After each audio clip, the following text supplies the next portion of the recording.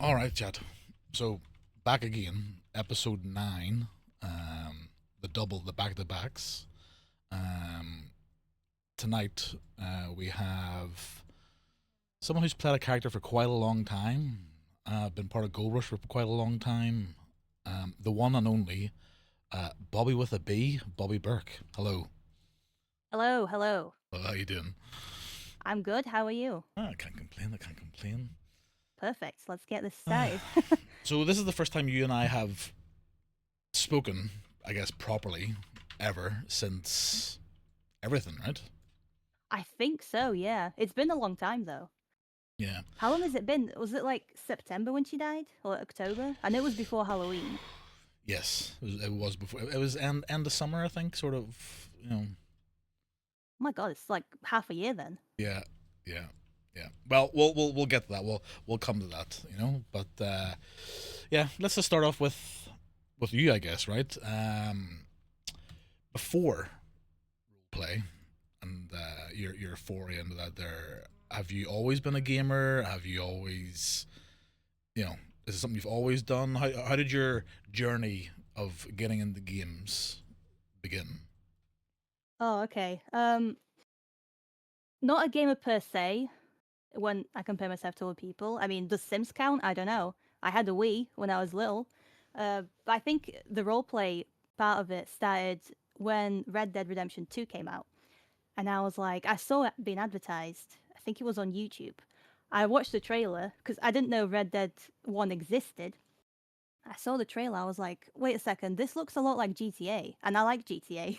Right. And Okay. then I realized it was Rockstar that made Red Dead. So I thought, okay, I'll buy this game. I'll treat myself. It was Christmas time anyway. So I bought myself the game.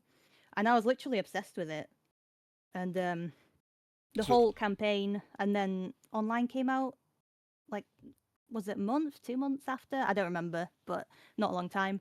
Started playing that, and then I realized that people were role playing Red Dead Redemption 2, and I think for about a year I was just watching my favorite streamers doing it, right. Okay. and Anyone in then particular from any server in particular? Or? yeah, Wild RP. Have you heard of? Oh my god, what's his name? I'm gonna embarrass myself now. Oh no! Oh no! Vertigo Gaming. That's it. It rings a bell, but not don't watch a lot of Wild, but I know a few of the bigger ones over there. Yeah. Yeah, yeah. And I started watching him. I think he was just getting into the Red Dead Redemption roleplay himself, but he's been a streamer for years and a gamer for even longer. A YouTuber first, and yeah, I thought okay, I'm seeing how he's learning from roleplay himself, and then I got really into it. It got to the point where I was watching his streams till like 3 a.m. and I thought, oh my god, what is my life? I'm literally obsessed with it. It happens. That's And the then thing. That's the thing. yeah, it's like really good story though, and he was well, he is still my favorite Red Dead Redemption role player. One of them, top three, I'd say, because he knows how to keep a story going. When something happens, he plays off it. He knows how to involve other people as well, and I was always kind of fascinated by that. And I think when I met my partner, I told him about this streaming thing, and roleplay and Vertigo Gaming, and he was like, "Oh, well, you enjoy watching it so much. Why don't you have a go and roleplay yourself?" And I was like, "Nah, I can't because I'm not confident enough to do that." Yeah. And then I think a few months later, I thought, "Okay, I'm gonna try it, but I don't know what's gonna happen." And I did try it, and now here we are, I suppose. So basically, this is your first sort of like. Would you say this is your first big game that you jumped into? And you said about the Wii and stuff like that. There, it was your first sort of like major PC gaming experience then, or? PC, yes. Before that, it was GTA, but it was on console, and I played Oh, that for oh a while. dear, Yeah, console peasant. Yeah. listen, I'm not gonna go into it. It's a whole story. I did GTA racing, and I threatened to report people. It got out of hand. Oh dear, oh dear. Okay, so you instantly first major PC game, and you thought, why not? RP. You watch it that much that why not try it? And I think that is a thing that does happen with people, right? Like for me, for example, I watched an absolute shitload of GTA RP, right? Yeah. And then that got me in the GTR, and I was like, I should do this. I should have done this long before I started doing it. That's the way I felt about it. Because as soon as you get started, it's so new, it's so refreshing, because it's gaming in a good game, but it's totally open ended, right? That's the thing about RP. Like if you play single player games or even multiplayer games, it's you do the same things over and over and over again. But with RP, anything could happen at any moment, right? Well, that's what I liked about it because I enjoyed the game, like I said, GTA and Red Dead 2 and all that. And then I discovered roleplay. And because I like storytelling anyway, I thought this is like the perfect way for me to game because it ticks two boxes. Actually, now that I recall, back when I was like 10 years old, do you remember a game called Need for Speed? Yes, as an old person, yes, I remember Need for Speed. Yes. Yeah, I was playing that. I think it was on console or PC. I don't remember, but I was supposed to be racing, right, as you do, and instead I tended to roleplay. I'd drive the car off the road, and I'd pretend to be talking to people, like shopkeepers, getting my groceries. Oh, I need to get home by 9. So you're just All that. driving around. Yeah, as the map was, the icon on top of the map saying, "Oh, you need to turn Yeah, around." yeah. The sat nav shouting at you to turn around and get back into the race. Yeah, and when I discovered Red Dead and seeing that it was a roleplay game, I thought this is actually perfect. But obviously, I enjoyed watching it, and I didn't think I'd get into playing it because I thought, well, streaming as well as role playing at the same time, maybe it will be a bit different because I have to think about two things at once. Yeah. And it was like that for a while, and then I kind of got used to it, and I don't really have to think about it anymore. Well, okay. So since Red Dead was your first sort of major game, let's talk a wee bit about the single player, because I only played it whenever Gold Rush was going from 3.0 to 4.0, when there was waiting for the update. Yeah, How was single player for you? it was great. It, I mi- it saw, might be one of the best story games I've ever played personally. yeah, I was really impressed by it. I liked I keep going on about GTA 5, but I really like the story of GTA 5, no matter what anyone says. And I thought, well, if Rockstar made another game about cowboys, I like cowboys, Yeah. it's gonna be even better, and it was. And yeah, I was playing Red Dead until again really late at night, and it completely, when you play a game and you just forget everything around you. Yeah. It's like It the captivates you. only yeah, it's one of the only games that did that. I just forgot about all my other problems. That is the thing about gaming and RP in general. It is escapism for a lot of people, right? It is sort of like Oh yeah, even as stressful as it can be, it's relaxing from the norm, right? exactly. I mean, when you have a roleplay character, especially in Red Dead, their life is more stressful than your life could ever be, I think, because it's set in a certain time period. Well, back then, anybody who lives past like 30, they're doing well, right? Some Yeah, a broken leg's gonna kill you, you have a TB, lot to worry about. a lot, yeah, yeah, the environment, someone else, someone Molotoving you, so it just depends what happens, I guess, right? It's like you choose a different stress over your everyday stress. That's that's yeah, it's other stress that is fun stress. Exactly. So you've done single player, you've been playing around on online, and you've been watching other streamers play the game. Was Gold Rush your first server? It was, yeah. I think it was 2.0 when I started in Gold Rush. I was researching into it. My end goal, my ultimate goal was to get into Wild RP. Yeah. And I thought, well, I can't really apply and get into it because I did try once and they just said no because I have no experience. So I started researching all these different servers. I think Gold Rush appealed to me the most because it was kind of populated at the time and people were saying good things about it. So yeah. And with you starting in 2.0, then has Bobby always been your first character, main character? Was that someone that you brought it, made to play in 2.0, or how did 2.0 start for you? No. I started 2.0 with a character called Beth Holden, and I had no idea where I was taking her because it was my first character, and I made her like a civ. At first, she was Yeah. just going around hunting, talking to people in saloons. And then I remember the most exciting thing at the start that happened to me was I went on a hunt with some guy, and then we went to the part, what's it called, where the springs are, where the wolves spawn in. That part of the Oh, map. yeah, yeah, yeah. I know what you're talking about. I can't remember the name of it, but the hot springs, yeah. Yeah, we went there, and then my game crashed. And then when I came back, he wasn't there, and I thought, okay, he got eaten by wolves. I need to go to Rhodes immediately and inform the law, blah blah blah blah. And it turned out I was just I came back to the game and I wasn't loaded in properly, and no one else could see me, Oh, you so were he lost me. instanced. Oh Yeah, no. I Yeah, didn't know that was the thing. yeah, yeah. But Well, yeah, I played it off, and I came to Rhodes, and I realized there was no one there, and I thought, okay, something's wrong. so Beth, apart from her being a civ, like, what was Beth's, I guess, story? Like, how did you build her before going in? Because obviously, um, I think I'm okay to say this. You do actual like writing for a living, right? Yeah, Ghostwriter. Yeah. So how was? Did you try and keep her simple? I don't mean in like like the stupid way, but Yeah, yeah. did you try and keep it simple because you didn't want to overload yourself, or what way did you come into like building the character of Beth? At first, I did. I started really simple because I didn't really have a story per se. I had like two things that I was going off of, and as she met more characters, and as she, continued going hunting, and then something crazy happens to her, and she kind of gets more confidence and starts talking back to people, and then a few months later, I think it was, where she committed her first robbery, and even then, she kind of reverse robbed them because I felt too bad about robbing people. I had to remind myself consciously, listen, you're this character, you can't just, go back and.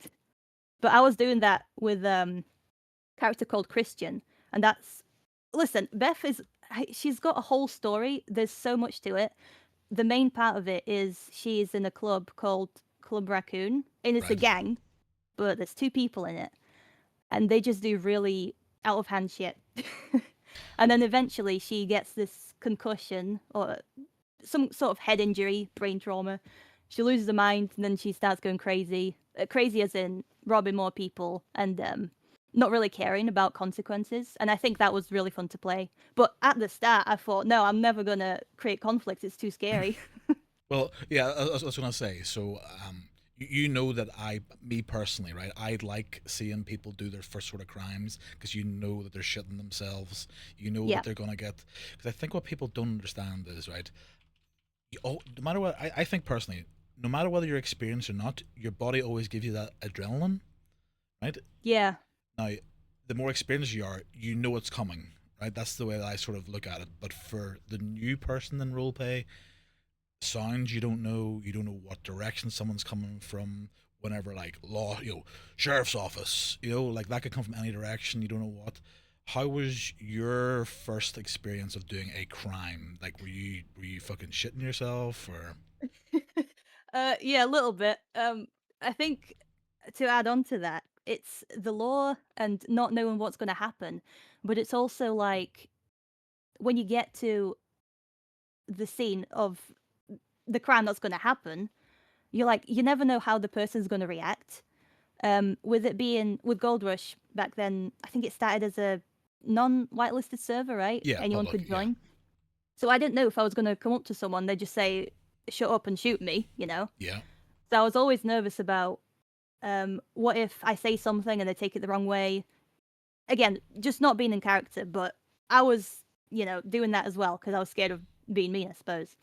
Um, but yeah, my first robbery was with Christian, and we I remember distinctly we were going to we tried robbing a few people and it went wrong every day. Mainly because of my graphics card issue. I kept crashing. And then we Oh, had to meet up again and restart. We started where Flatiron is on the tracks, on the train tracks. yes. And Beth was like, you should lay down on the train tracks, or vice versa. He said Oh, to yeah, Beth, yeah. lay down the train tracks and then see who comes. And then when they try to help, I'm going to come out behind them and, put your hands up. That never happened because no trains ever came. And the server was like not really populated at the time because I was playing in the morning. So I thought, okay. I think a week passed or a few days, I don't remember. But our first actual robbery was we went to the what was it called? The oil refinery in the Yeah, middle of yeah, Heartlands. Heartland, yeah. And Christian said, I know people go there to do gold, like convert it from nuggets to bars, or something like that, or iron, I don't remember. And we went there. And oh, by the way, I apologize if you can hear the rain behind me because I'm in the shed and it's just there's some sort of storm around me. Yeah, it's pissing down here as well. No, there's no background noise. You're good. Okay, good, good. So we went to the oil refinery and there was a guy. We waited in the bush and then we saw a horse arrive and then they went in, waited a little bit, came into the building. And this guy's just like doing iron or gold.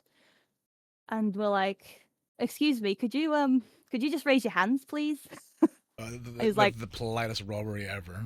yeah, because we were both. This was our first robbery, I think. I think for him it was the first actual one as well, and we were really nervous how people are going to take it. And he was like, "Oh, all right, sure," and he was really cool with it. And we took things out of his pockets. Christian was like talking about the weather or something, like a actual conversation, while I was taking things out of his pockets. And then we were like, "Oh, we're really sorry to do this, by the way." And then we disclosed it was our first time robbing people, and then we ended up giving him stuff in return. So we didn't really take anything. Do you remember his name? No, I don't. No, I wish I did.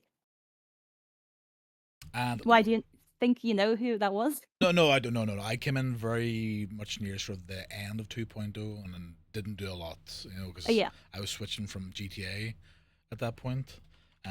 But how did you feel? Was your adrenaline like? Were you sitting? Were you sitting in your piece? I don't know why. I don't mean this in a bad way, but I always feel that whenever you're doing crime, watching your streams, or whenever it's RPM with Bobby, I feel like you're fucking hyper nervous, right? And I there's this. think, Go on, yeah. yeah, I think you're right. It was worse when I started, but now I've kind of gotten the hang of it. I'm still conscious about how people feel, but I think it was most prominent when the server was not whitelisted, because people Yeah, who joined it, yeah. You I could have got thought, some shitter, or you could have got someone who's actually RPing. yeah, or people just take it the wrong way, and I'm like, I don't want to explain to them this is a character, they should know that, but I don't know how people would take it. But yeah, my hands were sweating. I think, the first thing I remember Grave Robin first of all, but the thing that really got me in on RDR, because obviously the game's that immersive looking, the detail, how it makes, how the game actually feels itself to play, was like the first time being chased on horseback. I was just like, Yeah. first of all, I had a shit horse, and it was just it's just like felt real juddery, it felt weird. I was blowing the lungs out of the horse. Managed to get away somehow, but just the first horse chase was like the big adrenaline dump. Like I knew it was coming, but this was like holy shit. Do you remember that scene? Yes, it was myself and Mia. We had cattlemans. Everyone had cattlemans, and we had just got shovels off Dodgy Dave. So it's the first time Grave Robin. We only have one shovel because everyone's broke. Right. This is very, very, very, very start of 3.0. Yeah. And we're Grave Robin in west of Emerald or east of Emerald, and who shows up? Virgil, fucking Marshall shows up. Of course. So it's the marshal and some other law person, and we bolt, right? And I don't know why. I don't know because it was the GTA in me or whatever I got there, but Virgil was talking shit as Virgil did, and I thought, fuck it, I'm gonna try and shoot his horse. Yeah. With a cattleman, right? So The horse didn't die. The horse didn't care because I threw a pebble at it, and then we were getting into a mile shootout in the dark. And this is back. So do you remember the start of 3.0? Whenever you were bleeding, you fell over. I do. Yeah. So I was bleeding and I fell over, and they thought that I had went over a hill, but I was just lying in a bush. I remember it vividly, but there you go. And after that, I never shot ever again in anything to do with grave robbing because it was fucking stupid. But yeah, that was my first sort of like, but on the horseback stuff. Did you escape then? Yes, Mia got captured. Oh, Mia got lucky. captured and talked her way out of it. Oh my god. I can imagine that happening. Yeah, I mean, your first robbery, that's I remember my first horse chase. It was again Beth and Christian and the horse trainer Billy. She was around in 3.0 as well. And I think 4.0, right?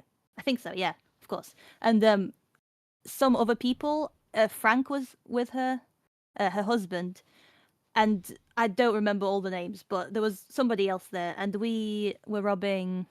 Uh, is it called Wallace? The one on the tracks? yeah. Wall station. This is My three. God, my memory is so bad. This is 3.0, right? No, it's Oh, 2.0. so it's still Bethany. Yeah, it's still Yeah, Beth, yeah, and Beth. Yeah. we we just joined because this was our first kind of store robbery. We didn't know what we were doing. Billy was like, you know what? Let me lead, and it'll be okay. Yeah. We had one horse. I think it was a Mustang. It was like a red, orange one. Oh yeah. And we were sharing that horse. And I remember when Law started chasing us, we went down the hill towards the waterfall, towards Valentine, basically. And I think we were the last in line. Everyone split when there was a fork in the road. And we kept going towards the waterfall. And I think I was the one right controlling the horse. We went Oh to the well, that's that. waterfall. Yeah, I know. Okay, yeah, go on. Yeah, and then Christian said, "Oh, hang on, just stop here and like go under it." So we did, and then we got off the horse, hid under the cave, and we looked over the water, and it was like a whole pack of law just riding past the waterfall. I was like, "Oh my god, how did they not see us?" It was so lucky.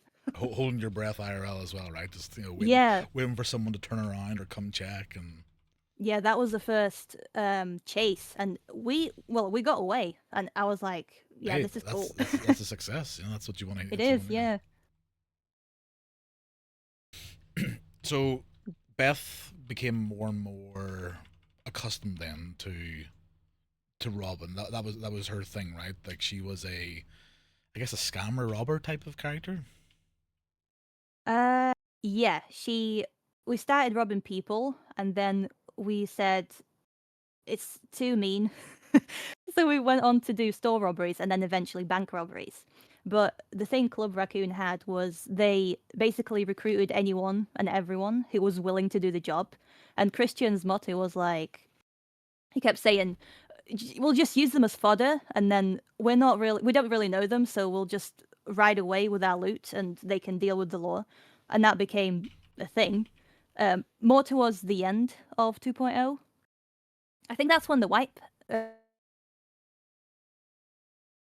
Oh, say again, Bobby, you cut it. Oh, hold on. I wonder if the storm's got too bad for our internet. Hold on, chat.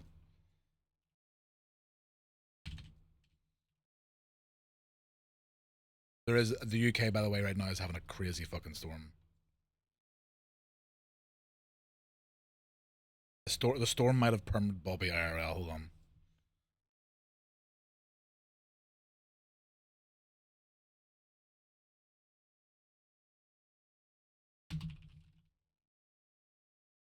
Let me just see what's happening here.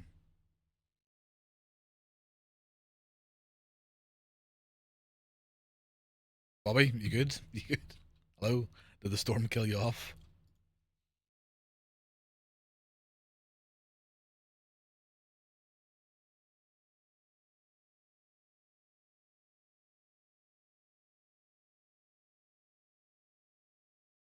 She's not typing in reply. I'm gonna assume that her net has died.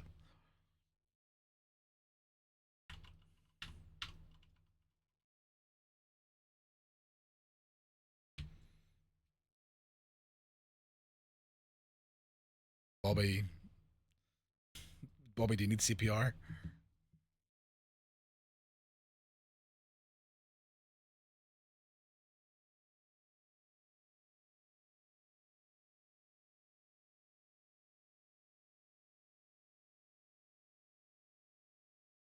Oh, she's just typing. Hold on, we might get her back.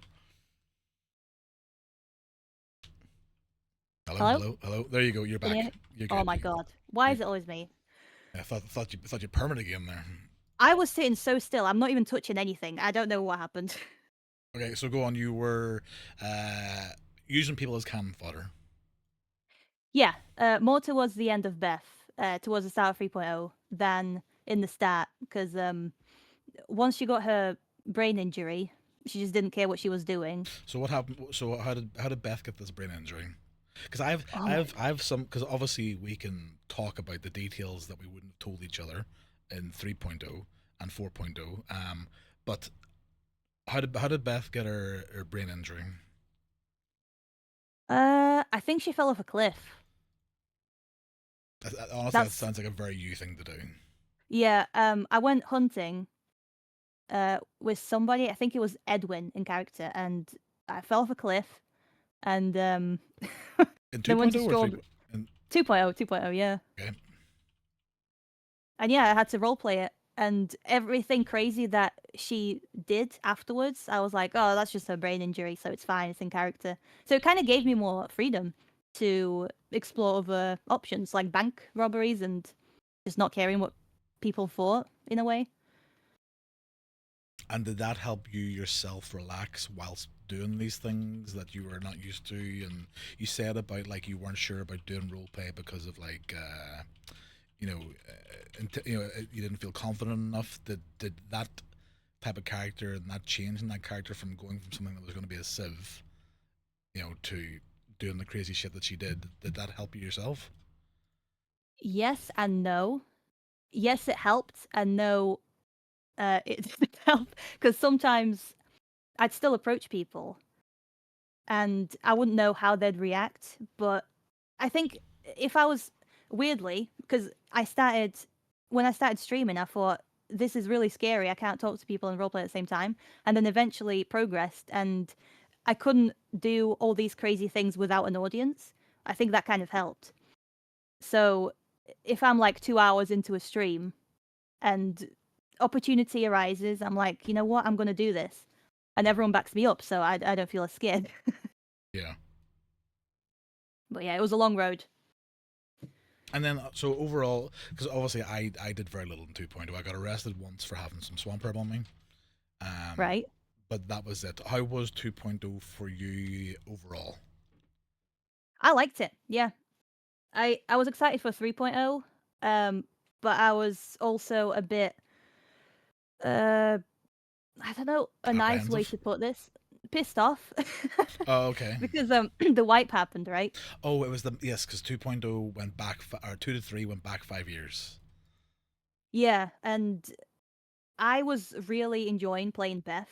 And when they announced the wipe, I thought to myself, how am I ever going to create a character that I love as much as Beth and kind of enjoy role playing with her? And then I created Bobby. So how did Beth finish 2.0 then? I think it was really abrupt. I didn't really finish her story. That's why sometimes I jump on to other servers like Frontier. She's hanging around there.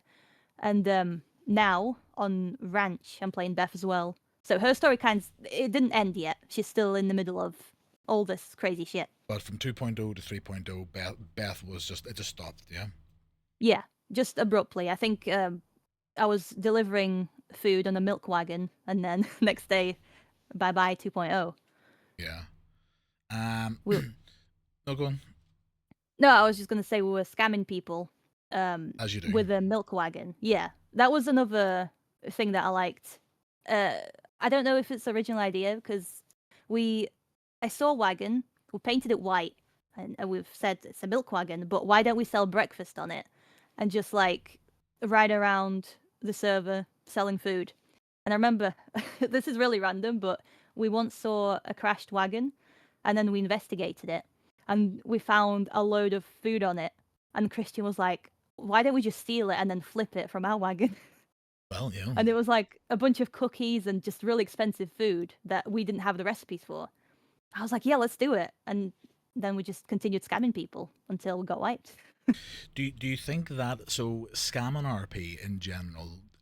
it requires the person being scammed to allow themselves to be scammed. You know what I mean? Like I feel like that's a big part of it, where they don't just know that this person's talking shit.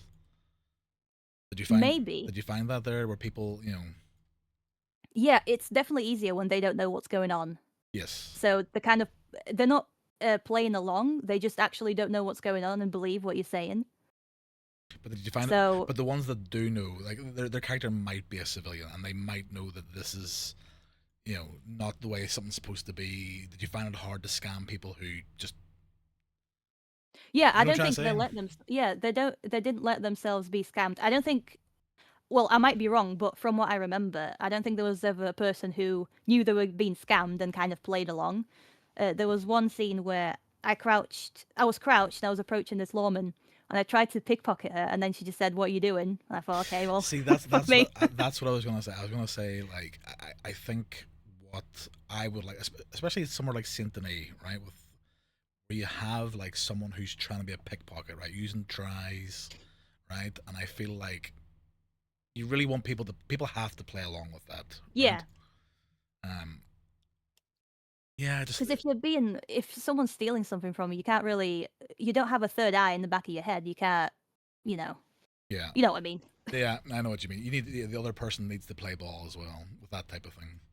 Yeah, a good example of that actually is from Vertigo Gaming. One of the scenes he did as the Wallaby Kid, when he created the Wallaby Kid, he was on the back of someone's horse and they were just having a casual conversation. Um, and he was getting a lift to town, Blackwater, I think it was. He was talking to this guy. I don't remember his name. He was talking to him, and as he was talking, he was kind of doing the slash me, tries to put hand in pocket, and then he actually did the mechanic where you can trade stuff. So Yeah, yeah. he requests the trade, and the other role player accepted it, and he basically let him take anything from his pockets, and then they just continued having a conversation as if he didn't know what was going on, and I found that pretty cool Yeah, because he see, didn't really care I about. love things like that. There, yeah, yeah. It's not Yeah, a mechanic, right? It's not a scenario. It's just proper RP. Both sides are playing along. Because what if down the line, like let's say that you pickpocketed me and we played along. I could be yeah, like, where the fuck's my money? You know what I mean? And then yeah. it opens up. I go and report that I've been pickpocketed, and then maybe law has a report, other report. It allows for further story, right? If you play along, it always opens up new paths and involves other players, I think. Yeah. But adding to that, obviously, if the Wallaby Kid was on the back of his horse and this other character let him look in his pockets, and Wallaby Kid decided to take, I don't know, 2 guns, a box of ammo, Yes. that would Yeah. be a Yeah. bit too much. You Yeah. can't really roleplay. You don't understand that your guns get taken off you, a whole Yeah. rifle. Yeah. Where's my sawn off that was in my jacket? Yeah. Yeah, it has to be subtle enough to be realistic. I always think about it like if it's not realistic, then it's a bit, yeah. Some cases it works, but others mostly not. Okay. So 2.0 ends abruptly. Yep. The 2.0 end in like, was it 1903, 1904, something like that there, right? That was Mm, I because think it was, yeah, 1903, maybe. because we went back to 1898, right, for 3.0, I think. I think you're Um, right. I'm not sure about the numbers. so was Bobby a spur of the moment character, or was there downtime between 2 and 3 where you decided to make the infamous Bobby Burke? How, how was Bobby birthed? I guess is the Well, when 2.0 was wiped and all our characters were wiped, I was talking to the character, plays Christian, and we had characters when we were playing Beth and Christian, and every time we did crime, our nicknames were Bobby and Caesar. And he said, "Why don't we just name our next characters Bobby and Caesar and just try to do lore?" And that's all that happened. That was the seed that was planted, and we didn't know what was going to happen next, so we just kind of role played with that. I had a lot of time, I think, to create Bobby, so I just wrote different things on a piece of paper, like her background. Okay, her dad's dead. How did she get to the Commonwealth? This robbery happened, and there wasn't a lot of detail to that, but the detail kind of grew as Bobby grew, yeah. and I was kind of learning her character as well as other people who were watching me. I found that really fun. But at the start, I created Bobby. I was like, oh my god, I don't think I'm gonna like her at all because she's very different to Beth. I had a whole thing going with Beth. How am I supposed to, start this new character? And I don't know anyone. It's really hard to, start from scratch. I wasn't ready to start from scratch. It's all right to do it. You know, you make a new character when you're ready. But because I wasn't ready, I was kind of like Yeah, dreading it. yeah. You almost felt like you were forcing that character. Yeah, in a way. And I think every stream that I did, I was like, sorry, but I'm gonna say it again. I don't think I like Bobby. And then it changed, obviously. Well, I like her. we'll, I we'll, really like her. we'll go back. What do you remember? What it was that all of a sudden flipped the switch with Bobby, and you thought, "Yes, I like this character." Um, there was so much that happened. I don't think there was a point. I'm just trying to go. I made a list of key events. Uh, the first event I wrote lore, and the last event death, and then I put nomads in the middle of it. And I know a lot of things happened between nomads and death, so I tried to cram it in, and I couldn't because there was so much. So around lore, I think it was because you're starting. There's not much going on. We became lore. I think I started enjoying her when she was assistant deputy because at the start we couldn't find a higher commanding officer to actually interview us. Right. Okay. So every day was like walking around trying to find lore, and I was like, oh my god, is this my life now? But then we found someone, they interviewed us, assistant deputy happens, and then because it opened a lot of opportunities, you learn about all the people you work with and lore, and all the people you kind of see getting arrested because you're not actually doing it, you're learning from other lore. At least I was anyway. Yeah. And I think that was when I started enjoying it because it was really different to anything that Beth did. So, well, so was Law always the plan for Bobby whenever you were making her, or was just like, fuck it, let's try it? No, I think it was actually the plan from the start. We made the characters, and that was my first stream. I was Bobby. I was walking in Valentine, Oh God, and I Valentine see this. 3.0. That's where it started. I see Christian who plays Caesar in 3.0, and he was like, "What are you doing on this porch?" I was like, "I'm trying to become a lawman." He was like, "Oh, so am I." So then we just started looking for law to try interview us. But yeah, that was because it was so different from what Beth did. I think he was the one who suggested it. He said, "Why don't we make these characters and try to do law and see what happens?" Basically. But I also knew in the back of my head that Bobby was a criminal before she became law, so it gave me like an incentive um, to play her differently in a way. She Yeah, doesn't really like these people. because this is something that I didn't know, right? Because this is the thing. I like unlocking people who have backstories. Whenever you find them out, it's like, oh shit, well that explains why this person's like that. And for Yeah, Bobby, right, it was her family were robbers, yeah, and her mum gave her dad up, right? That's what happened. yes, exactly. And Bobby then killed her mum. Yeah, so I didn't know this when I created her. I just knew that her dad died and something happened with the robbery. And then as I was continuing this law arc, it kind of all the pieces fell together. And I thought, okay, her dad died, they were robbers, but what if her mum was actually a bad guy? In the sense of she wasn't, well, she was a bad guy, she wasn't a bad guy. It depends whose side you're on. Yeah. Because she wasn't a robber. And her dad, Bobby and her dad, they did this robbery with a few other people. And they thought they were in the clear, and then Law showed up, and that's when they killed him. Bobby rode away. She went home and talked to her mum, and she was like, "Yeah, I was the one who told them about what was going to happen, and then Bobby stabbed her." And I think that's when she kind of flee to the Commonwealth because she thought, "Okay, I need to start from scratch," Yeah. or not so much start from scratch, but she just wanted. She knew she didn't have a chance back Back home home. Yeah. because she was going to get hanged. And did this then factor into? We'll get into Bobby's personality later on as well. But Right. did did whenever you were starting to get to the point where you know her dad's killed by law, but it's her mum that's done it, and then she's killed her mum. Did you factor that into? How do I say this politely? Bobby was pretty fucked up, right? Yeah. Did that? Well, when you met her. Oh, yeah. But was the killing of her mum? Did you factor that into Bobby's personality, or? Not at the start. No. She was kind of easy to get along with, especially in law, and the time when she was not law yet. She was stuttering a lot and she was nice and but then as the story progressed I thought, okay, she was doing this because maybe she was in shock, or Yeah, maybe she just doesn't know what's going on, she don't know herself. withdrawn And maybe a little. yeah, exactly. So that explains her behavior, but then she kind of starts getting more confidence, and she becomes her own self again. Yeah.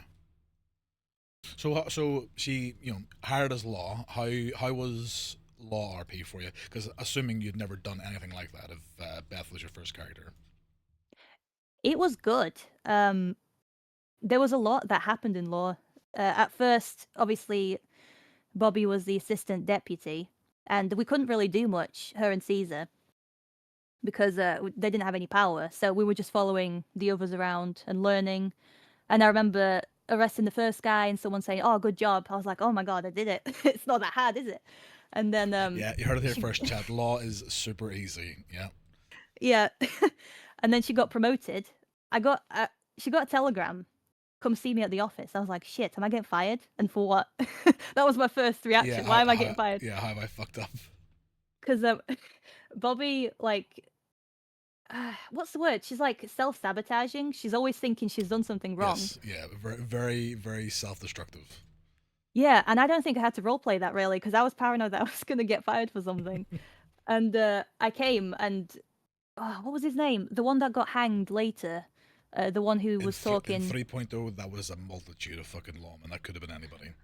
One of them, the one who interviewed her and promoted her, and the one who trained her. Walker?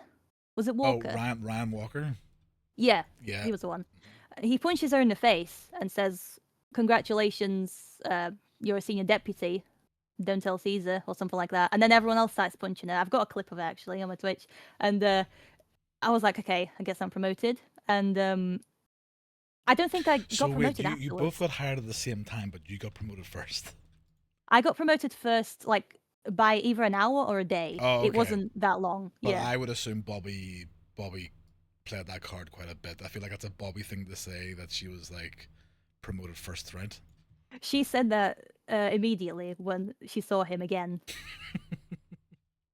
And I think the only reason why he wasn't promoted first was because he wasn't role playing that day. I was just the one there. But yeah, then senior deputy, she didn't get promoted after that because a lot of shit happened. I think she got not fired. What's the word they use before you get fired? Reprimanded. Something like that, yeah. Yeah. Just for like Shouted 24 at. hours or something. Yeah. Yeah.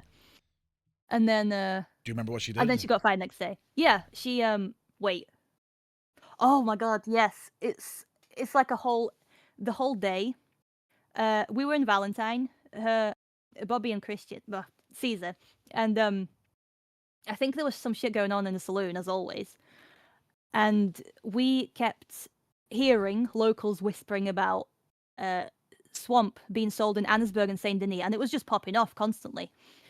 And I think Caesar was like, he said to one of the commanding officers, "We need to go because, well, there's crime there. Why are we not doing anything about it?" And he said, "Why are you so obsessed with swamp?" And he took that the wrong way. So while they were dealing with shit in the Valentine saloon, we kind of rode off. So And you abandoned ESO is what you did. yeah, but at that point, they already arrested all the guys, so we just like talking to them. And Bobby was like, "You know what? They've got it covered. Let's just go and arrest some more people." So they went to Ansburg, sat there for a bit. Then they went to Saint Denis, and they did actually arrest somebody. And all the while, Bobby kept getting telegrams. Where are you? Where did you? What happened? You know, concerned Yeah. in air quotes about us. And we arrested this guy, and we threw him a party in the cell because we thought we're definitely getting fired, and this was our last day, so whatever, we can do anything. And Bobby wrote a telegram to the marshal. I think it was Virgil. She said a really passive aggressive tone in the telegram, something like, "Sorry, we're not there in Valentine." Like some people were actually arresting, you know, criminals. Oh, And okay. then, Yeah. Sort of like, and then, yeah. yeah, then the next telegram he sent Bobby was, "Come and speak to us in Valentine as soon as you can." And I thought, all right, okay. So I went to Valentine and then got yelled at, her and Caesar. And then Virgil banished them to Tumbleweed to count some apples. And next day they came back. I rode to Blackwater because Lee Graves wanted to speak to her. And when he spoke to her, he said, "Yeah, you're getting fired, basically." Oh, hang on. There was another instance before that, before she actually got fired. No, my mistake. It was after she got fired because I remember there was a scene in the saloon with Bobby, Caesar, and the rest of the saloon group, whoever was hanging around there, Yeah. and they were really surprised that we were fired. So yeah, that was after we got fired, not when we got timed out. So basically, Bobby got fired because of Bobby's back talk. Yeah, she couldn't stand Virgil. She was like, "Why is he so bossy? We're literally arresting people. He's doing fuck all." So he banished us, and I thought, right. And then she got really mad at Lee Graves because he was the one who fired her. And then obviously, Well, this. I don't know if you're familiar with the story. Oh, I'm very familiar. Well, we will come to that because that's Okay. a big story, right? Yeah. So okay, as Law, was there? Because I know you enjoyed like the Swamp Herb stakeouts and stuff you got there, because I knew in character that you and well two law people who were around Saint Denis quite a bit used to hide in one of the train carriages. Right. Yeah. So it is. You that was like you enjoyed like the stakeout stuff, right? Is there any 3.0 mechanic like a bank? Did you enjoy going to banks as law? The oil fields, the moonshine. Was there anything that you were like was enjoyable from a mechanical point as law in 3.0? I'm gonna be honest with you. I actually don't remember anything mechanically from 3.0. Not because it was, not important, but because I actually don't remember. It was more like I left the mechanics to other people. I preferred just talking it out in a way Yeah, because I'd probably break something. yeah. Any What were the mechanics? Do you remember from 3.0? graves, moonshine, stores, oil fields, banks, trains, well, shootouts, yeah, everything, robberies, I poaching. got into Well, a lot of poaching. shootouts, but I don't think we ever did a train as law. We did stores, we did banks. Well, that's because in 3.0 you were lucky if the train script actually worked, but that's besides the point, right? Yeah, I remember there not being a lot of trains. Can never find them.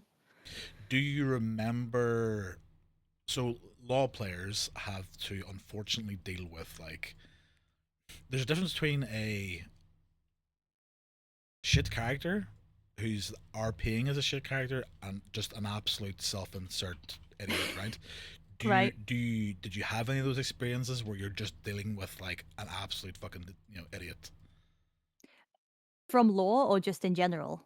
We'll go from law because law unfortunately usually are the first people to deal with the person who's like breaking ropes or they're just chatting shit like they're in GTA and they're a know-it-all lawyer. Did you have any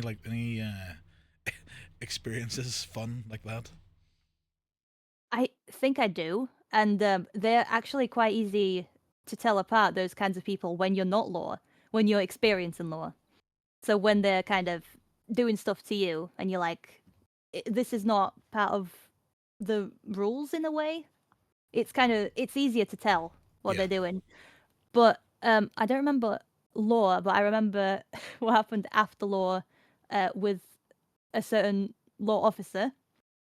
And I think he placed Bobby on on like a bunch of dynamite and shot it, so it exploded. And then he roleplayed that there wasn't anything there, like her body was gone.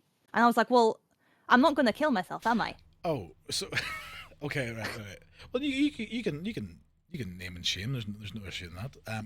So wait, he put your body on dynamite and blew it up, Yeah, and he was he was picking up her pack. He was like, "Oh, you're disgusting. There's nothing left." I think almost trying to some force people perma know. you. Yeah, and then he chucked her off a bridge. Their backers.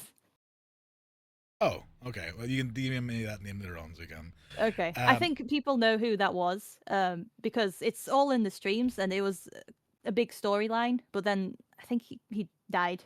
Uh, same day. He ran oh, around Valentine naked, and then they shot him down because he was losing his mind. so getting fired from law, obviously Yeah. wasn't intentional. How did that make you feel playing Bobby? Did you feel like you were lost as Bobby, or how did that sort of get going again? Because you've come to the end of a chapter, Law fired for backtalk, which is the most Bobby thing to do. Yeah. Um, did it feel like you were back to square one, or I think part of me wanted that to happen, to be honest, because I roleplayed as Law for a long time, and then it got to the point where things were happening in character that would kind of influence Bobby to do certain things and to stop. She was talking to one of the characters, Grant, and he was. They were talking, just discussing, and she told him about her past and stuff, and he made her see that, well, if all this happened, how can you be this person that you're not in a way? And then that kind of caused her to think. And then shit was happening in law as well, where loads of people were just quitting because it was, it wasn't a good atmosphere. yeah? And at that point, I thought, well, the worst that could happen was she could get hanged for doing something that she's not Because supposed to do in law. you had that, like, is it 7 days, 2 weeks where you can't do anything, right? Yeah, As yeah, yeah. And I remember that I got fired. Bobby got fired from law, and then the same day or the next day, she graffitied. She graffitied a poster of a lawman on the bank, and they arrested her for vandalism. I And they remember were, I remember watching that stream. Was that soon after getting fired? Really? yeah, it was the next day, and I didn't think I was doing anything illegal. I Well, thought, well, you might be the only person who's. I'll ask Avery whether he knows if anybody's ever been done for graffiti. it's a very Bobby thing to be done for graffitiing. I couldn't believe it when it happened. I thought, well, of course she gets charged with vandalism, not something serious like, I don't know, murder or shootout. Like that other person who got fired. He was trained by Caesar. I think his name was Dean Williams, if I remember correctly. And he was kind of a loose cannon in law. I didn't get much interaction with him, but Caesar did because he trained him. And then it turned out that he was fired for beating the shit out of a horse trainer when they were trying to catch some criminals doing a bank robbery. So he was fired for that. I remember this. Yeah, Yeah, like horse trainers who are usually the most legal people in the whole server. I know. It was crazy. And I think she ended up suing him, and then the law got involved. Oh, she ended up suing the law department. And Yeah, obviously they had to get involved and bring charges against him. And then the next day he got loads of people together in Ansburg and ambushed a bunch of law. jeez, yeah, yeah. It's a crazy time. Unhinged. Yeah, but it was fun to hear about. Like I wasn't there to see it, but I heard about it, and I read the files as well because she was still in law when that was happening. I was thinking to myself, "Oh my god, this guy is kind of funny, actually." So Bobby gets fired. Yeah, Bobby is now quote unquote homeless. Um, yeah. did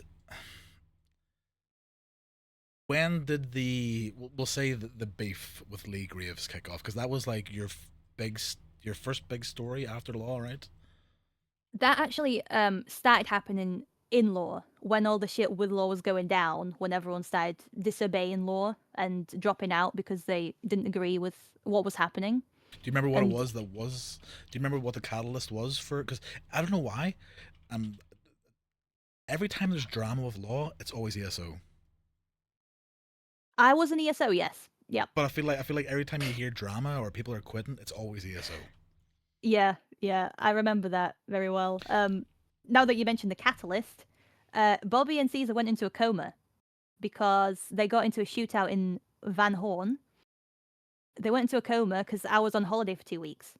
And when I came back, that's when it started. Lee Graves was like, well, instead of, he was the one who talked to them first after the coma, and he said it was clear that he didn't really care about the well-being. He was more concerned, why did you leave the law department? And Bobby was like, are you stupid? I was in a coma. What am I supposed to do? Yeah. And then he tried to blame them for being by themselves on patrol in a dangerous area, Van Horn. Did your character being shot and going to?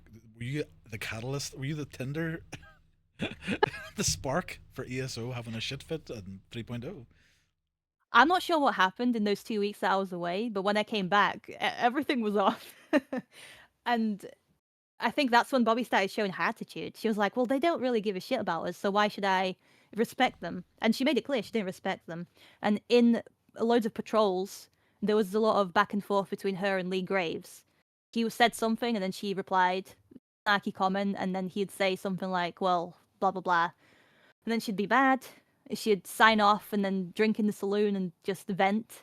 And then I was conscious of it, like out of character. I was like, would me shit talking law in character impact anything? But I still continued doing it because I saw that it wasn't gonna end well Yeah. in law for her. So I thought, well, this is a perfect opportunity for it because I can literally just go for it.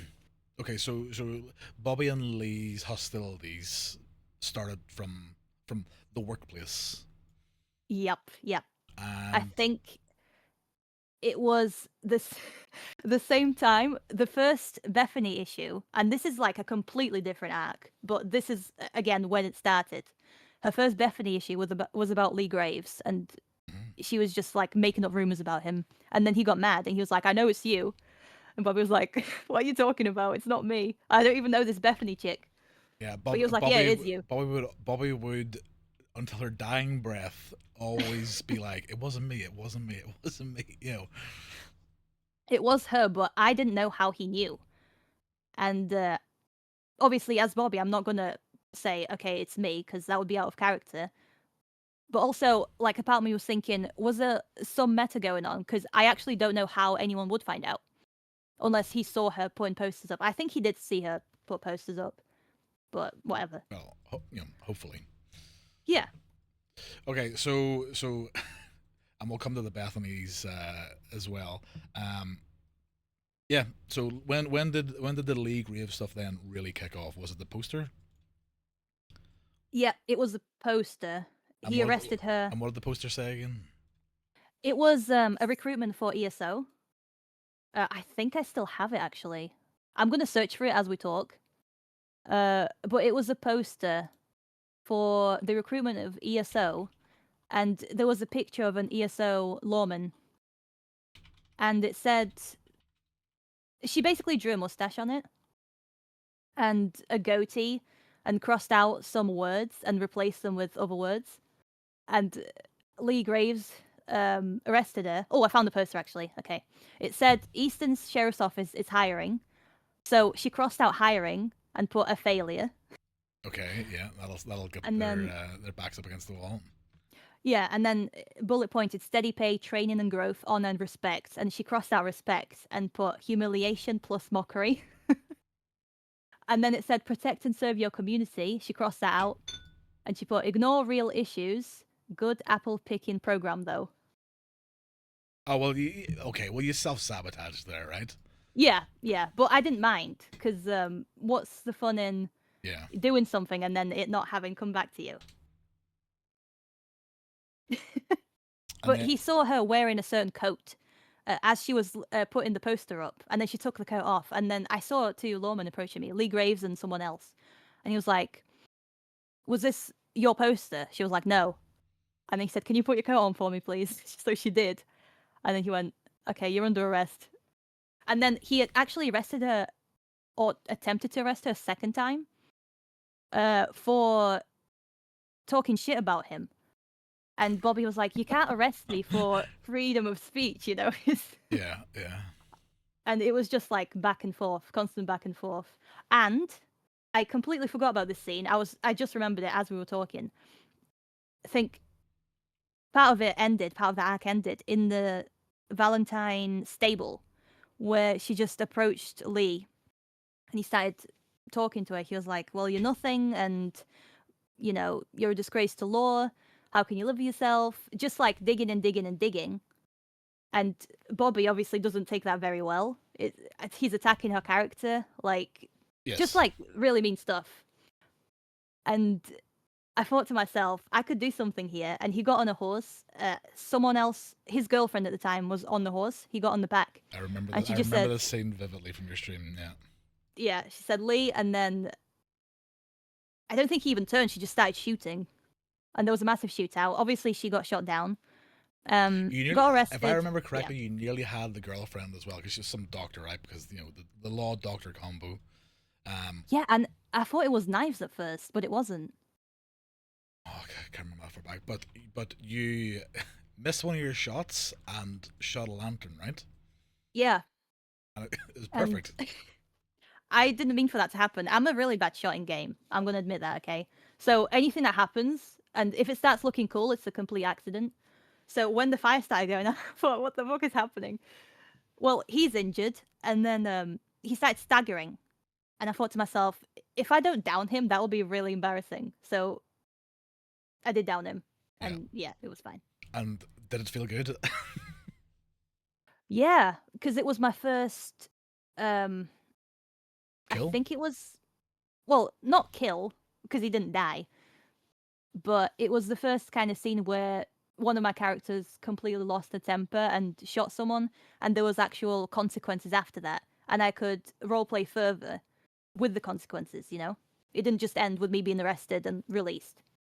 So what did happen then? What was the outcome for Bobby after attempted murder, right? Uh, she was in the jail in Valentine, and then I think I sat there for 30 minutes, and then they let me go. And I remember thinking, okay, they literally don't care about him either as law. Because 30 minutes, I got a little fine, I think it was $50, and then they just let me go. I thought, okay, cool. Yeah, back then, like sometimes I find that the times and fines for some crimes compared to like what should be major things are very skewed. Like you can get more time and fine by grave robbing than being in a shootout. With it's yeah. Yeah. And then I think not long after, obviously, Lee Graves, she continued writing about Bethany and just shitting all over him, and then he kept approaching her, and then he tried to kill her. But it didn't work, obviously. She's resilient, you know. Apparently so. So the Bethany issues, right? Now this is where so I'm going to ask you a question. And this is sort of from my point of view, right?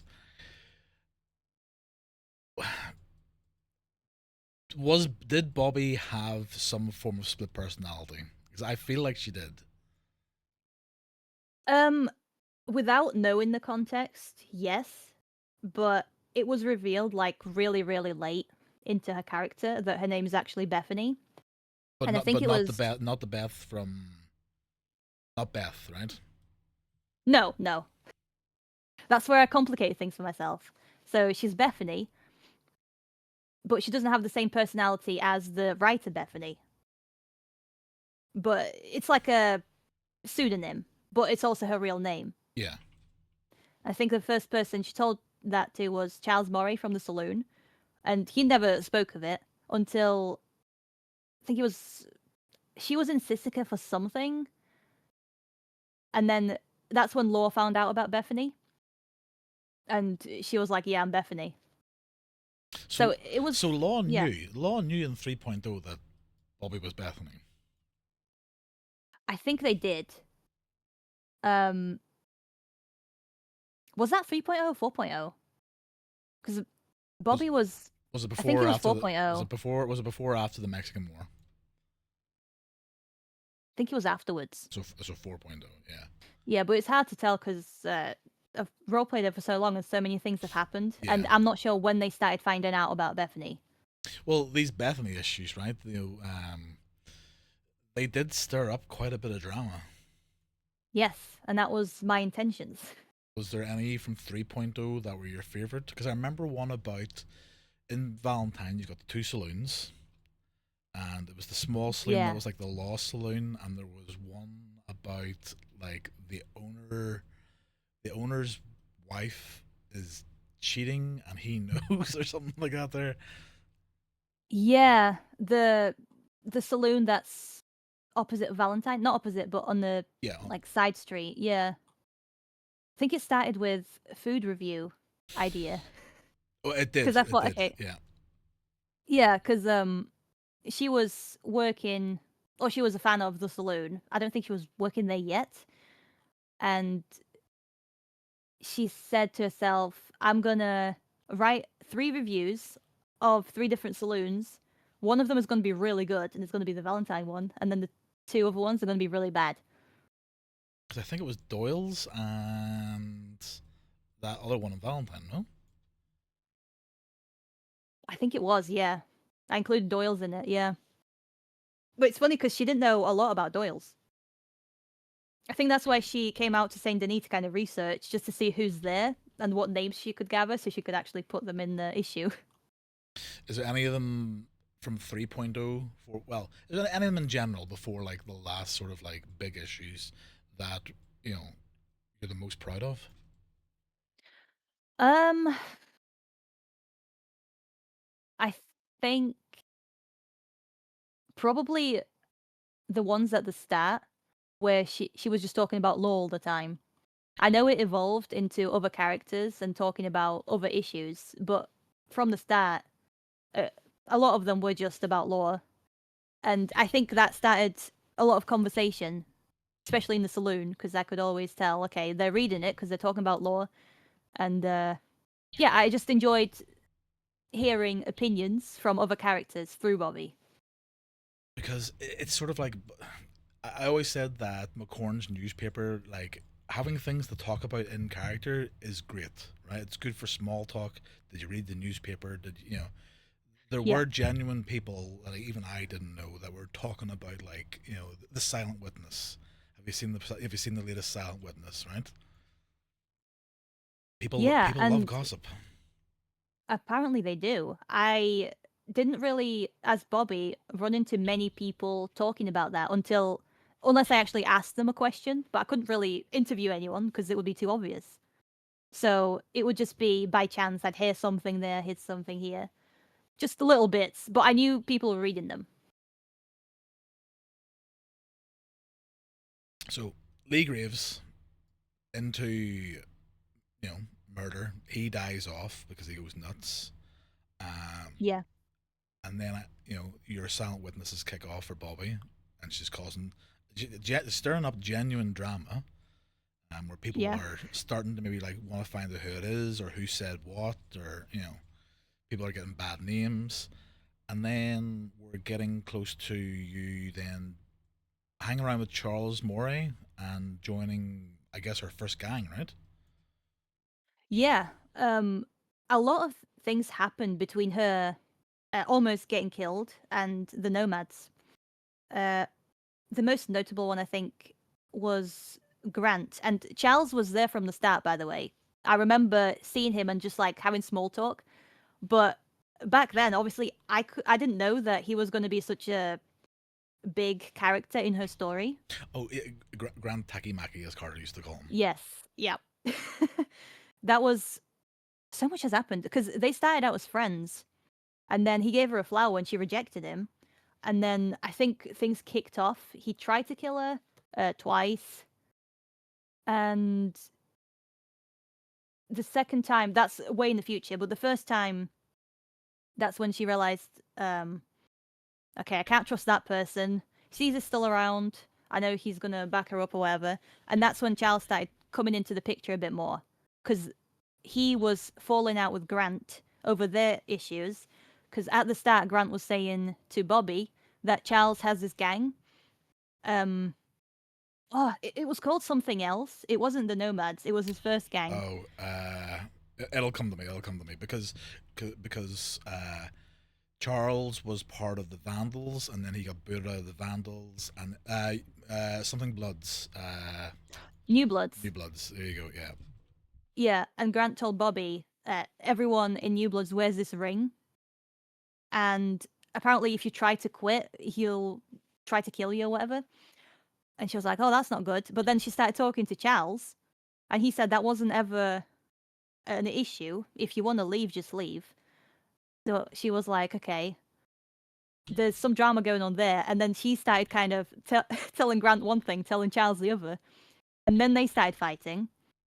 Was Bobby the reason that these two picked up, Partly, I think, because Grant told her not to tell him things, and then she did. And then Grant obviously quit the New Bloods. Charles didn't kill him because that wasn't what he was about. But again, Bobby didn't know back then, so I actually don't know what happened between them. But yeah, after the whole Grant issue, she started hanging around with Charles a bit more. And then one day, I think her and Caesar were just fishing, just riding from town to town. And Charles approached her and said, oh, you should join my new gang. We could use a person like you. She was like, all right, I'll think about it. And I was thinking to myself, I'm not going to join a gang. I don't think that's Bobby's next step. But then she did, because I started seeing him more. And if you've ever interacted with Charles, you know that he just talks and talks and talks, and it's really hard to kind of avoid him.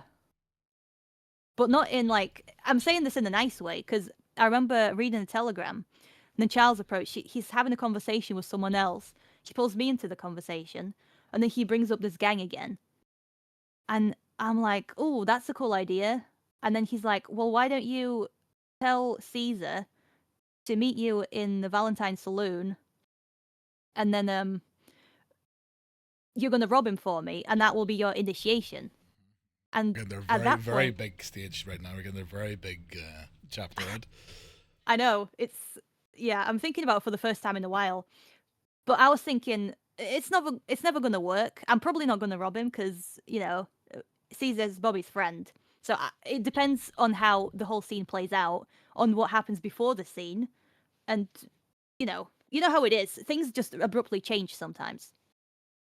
And so he said, right, you rob him for me, and then you're in the gang. And I thought to myself, well, that sounds like a fun scene. I'm going to do it. And Grant was there as well.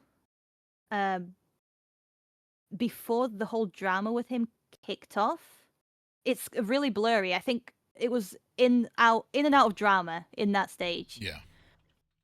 And he was warning her, don't do this, because, that's crazy. I was like, I don't care. I'm going to get into this gang. And then we went to Valentine. Caesar was there. And at that point, I was thinking, okay, I'm actually going to rob him. And with Caesar, I have nothing to worry about because I know he's a good role player. I know he's going to kind of play along. Yeah. And it's going to be really fun. And we got there. She put her costume on. I was in that stage where I don't really know what I'm doing, but I'm going to go for it.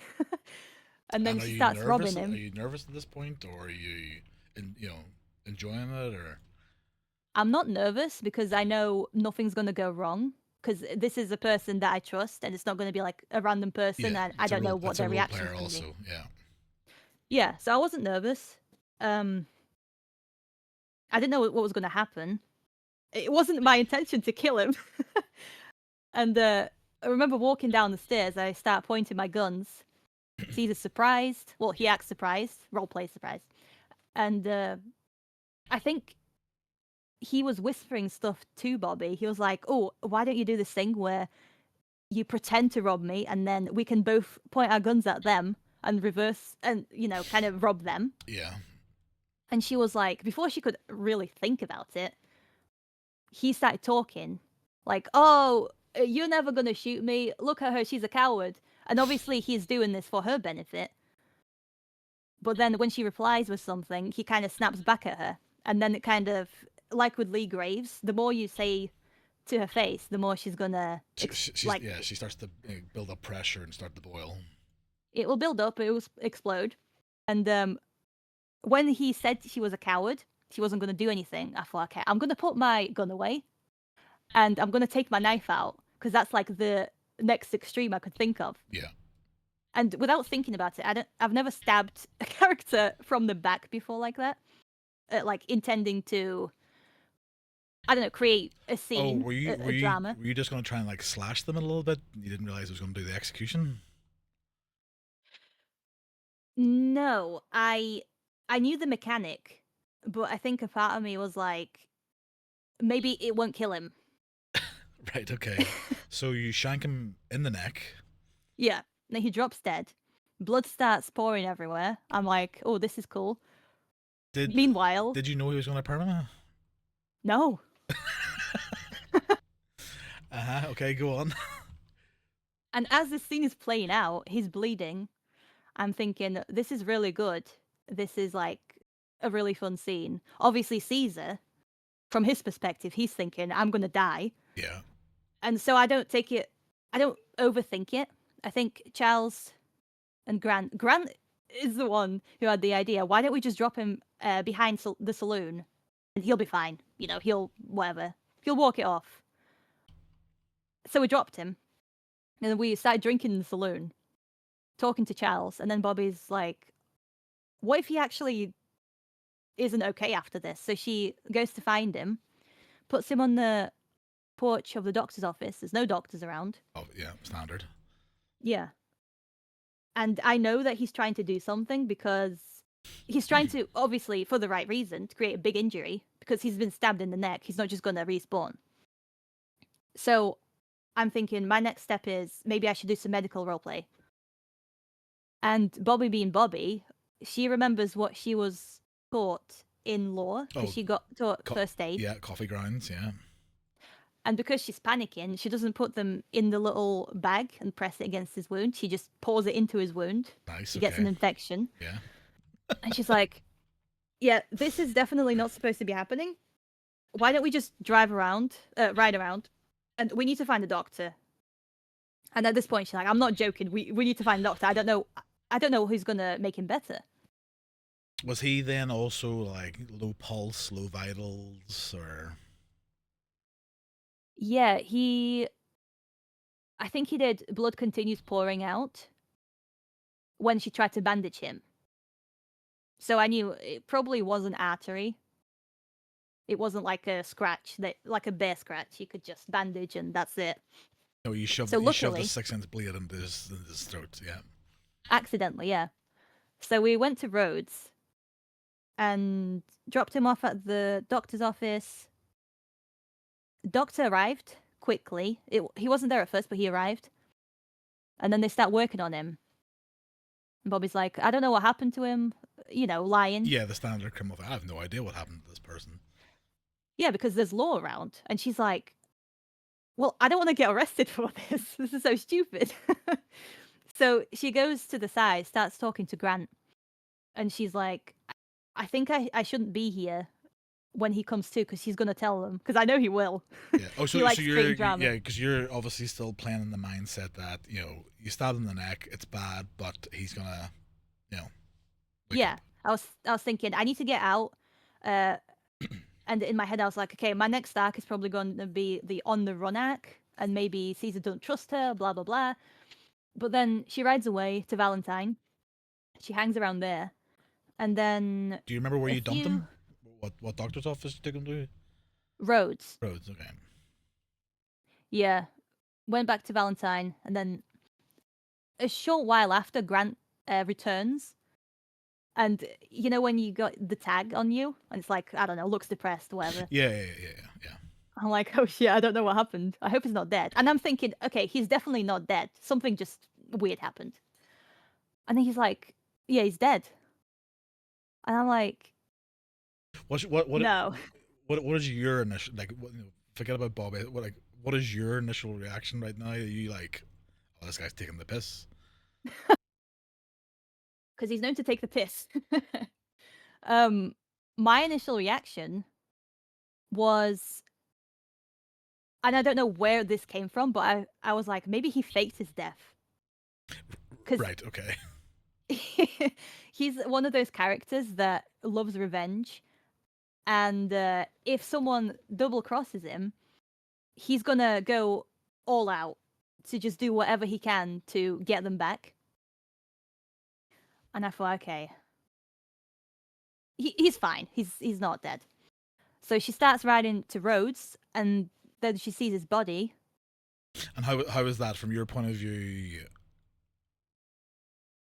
Has the I realization set in that you have just properly killed a character? I don't think it's set in right then because we've roleplayed for so long. It felt a bit weird. I don't think I realized what it meant that he's not going to be roleplaying anymore, like as Caesar. Mhm. I don't know. It was hard to believe. I didn't have an initial reaction. I just couldn't believe it. Because you've never been But it was really good. you've never been in that situation before, right? No, not when I permed someone like that. So you go back And to Rhodes, you see the dead body, and well, the doctors are there, Law's looking you now, obviously.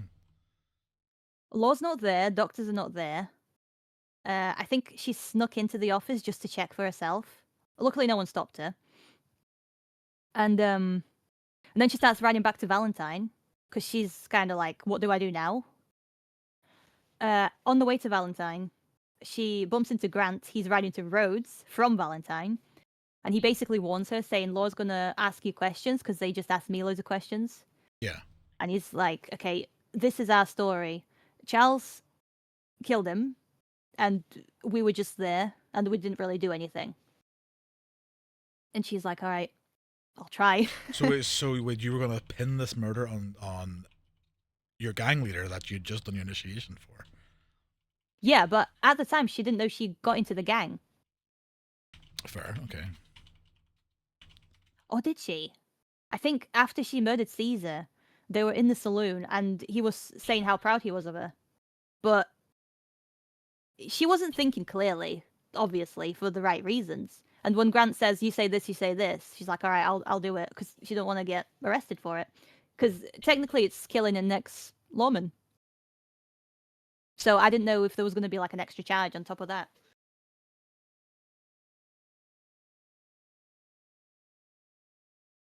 And then Law come knocking. Law interviews her near the church, and she just says she don't know anything.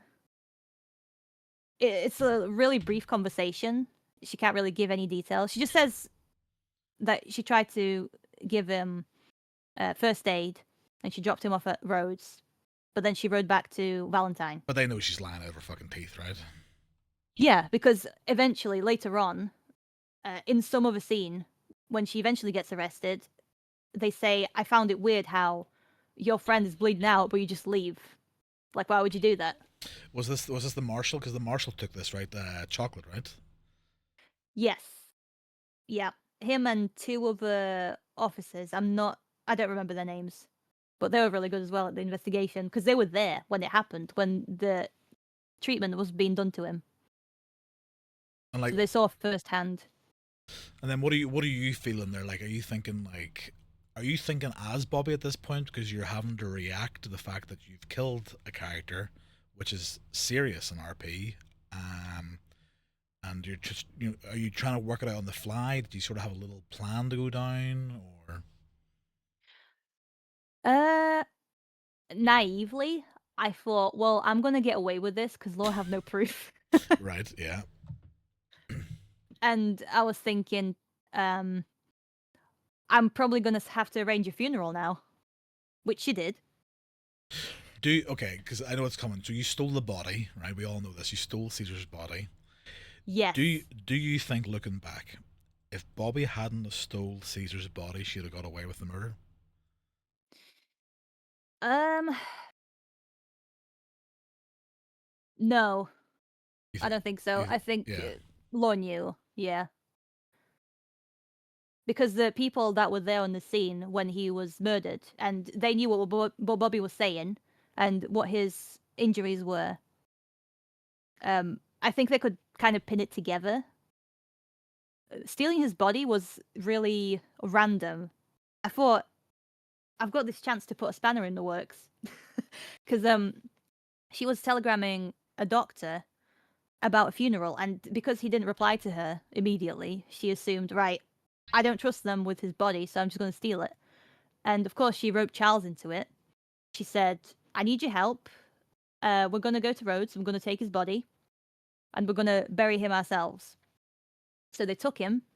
That created a nice scene, actually, because Charles had to go into the doctor's office. He had to hold up one of the doctors to lead her out. And I remember the same scene back to, whitelist, So, non-whitelist server. But so you actually robbed the body? Was it like, Slash Me takes, Caesar, or was he there physically? yeah, he loaded in so we could have a physical body. Okay, I asked him so beforehand. I didn't know that. I didn't know that you guys held up a doctor to rob the body. So okay, so you're fucked, right? Yeah, yeah, but they don't know it's Bobby. But yeah, the doctor doesn't know his body, but who else is going to steal Caesar's body, right? Well, Charles went in and he did the thing, and then I came in afterwards, wasn't seen by anyone, and then I took the body. And that was the time when I was stabbed by a random person as well, and I had to lay there for a while and respawn. Oh, That was, we don't three, talk about yeah, that. 3.0 things, yeah, yeah, yeah. Yeah. Then we buried him on the island. And then Law's angle from them was it's time to grab Bobby Burke. Well, no, not yet, because the next day, or a few days after, there was the funeral. As if there wasn't enough shit going on, Bobby invites all. She invites Grant to the funeral, and Pansy, who she doesn't like. Oh my god, this is okay. Yeah, I remember. Yeah, this is all coming back to me as well. Go on. Yeah, and the whole funeral happens, and again, I didn't plan this. I thought, okay, I said to myself before the funeral, it will be so disrespectful for Caesar as a character and out of character if I just started shooting people. So nothing's happening. Definitely, there's not going to be any drama. It's just going to be a normal funeral, and it's going to be fine and emotional, whatever. And then while everyone was like gathered around his body, that's when I started getting an idea. And Bobby was like, she said, I'm going to do 3 shots in the air. We're all going to do 3 shots to, like, I don't know, send him off because that Yeah. was a thing. And in the middle of doing those shots, that's when I actually got the idea. You know what would be funny? If on the 3rd shot I shot someone. And is this something that you do? You think in RP you just like snap all of a sudden of like, yeah, that fuck it, that sounds like a good idea. I think I do because if I plan it, I panic about it. And I Because you know overthink it. you've got to get to that point of doing what you've just planned, whereas you think, oh, this would work well right about now. Yeah, and a lot can go wrong. So it's better to just leave it and see what happens. Okay, so you stole a body that you killed. Yep. Your Yep. Bobby's best friend. You're Yes. on the island from Blackwater, and you decide to shoot. Was there a reason why Bobby shot this pansy person? Yeah, because back then when Bobby was in a coma, when she returned, Pansy was around and she was Grant's best friend. And because she was in a coma for 2 weeks, she kind of felt forgotten, and Pansy was a major reason for that. And then yeah, she didn't really do anything to Bobby. Bobby just didn't like her. Yeah, just took a dislike, and your characters. This is your new enemy. Yeah? Yeah, and because she hated Grant at that point as well, she thought, well, I'm not going to shoot him. That would be too easy. I'm just going to shoot Pansy because that would be even worse for him because he has to watch it. Bobby really vicious then, if you think about it. If you think about it that way, yeah. And then she gets shot down by. No, she doesn't get shot down by Grant. He whacks her on the head with a gun. Yeah. He misses all his shots because at the time, no one really knew what was going on. They heard the shots, and holy shit, someone's just on the ground. Everyone It starts was the shooting. perfect cover. Yeah. So Charles takes her away with Raj the farmer. Yeah. They go to Blackwater. She gets up, and then she's like, "Let's." Charles says, "Did we just abandon like a whole group of people on the island? Because how are they actually going to get back?" Yeah. So we go on the boat. We kind of drift past the island, and they're still on there. And I'm like, "Yeah, just go, because yeah." Because they were So we they go to were the another Valentine. group at this point, right? This was like the ghosts. Like, It was the start of the ghosts, yeah. if I'm not mistaken. So Charles and Bobby go to Valentine and get dressed up. And as they're riding away from Valentine, they see the ghosts have surrounded the town because I see these familiar faces and they're clearly dressed in disguises. I'm like, oh shit, they know we're here. And this is serious because obviously they're going to want revenge. So now there's law, there's the ghosts, there's other people from the funeral who are like, what the hell just happened? And I don't know who's my enemy anymore. Bobby basically hand grenaded everything. Yes. And to make it worse, the next day they went to Rhodes and had a shootout with the ghosts. That was in front of the general store, right? Yeah, Yeah. she started slicing Grant, and he didn't expect that either. I mean, I wouldn't expect that. Was that another spur of the moment thing where you thought you were going to do this, or was this something you were planning again? It was spur of the moment, but at the same time, we were in Rhodes for so long, and nothing was happening, we're just talking. And then finally we get Grant to come out and have a one-on-one with Charles, and I'm standing there listening to it. And they're like, really, let's just calm down, let's go our separate ways. And then Charles starts kind of agreeing to this. He goes to Bobby, he's like, they are making a lot of sense right now. Why don't we just, Yeah, that bygones be bygones type of thing. yeah, cut our losses? And Bobby's like, yeah, let's do it. And while they're kind of talking about, the conversation starts to get lighter. And Bobby's like, I need to say something to Grant. Yeah, Bobby was always And then, very much you had to get the last word in. yeah. And then she starts slicing him. And then the shootout happens. And that's when the nomads are a thing as well. So they kind of back Bobby. And that's why the whole shootout was so big. In the sense of loads of people were involved in it, two groups. Because didn't this also push up into Ansburg? Wasn't there something with the nomads and Bobby and Ansburg? Yeah, something to do with the saloon in Annesburg. And then someone Molotoved our saloon, and Bobby took it personally, even though she wasn't there. So she went to Annesburg. Bobby was very attached to the Valentine Saloon. She was, yeah. It's.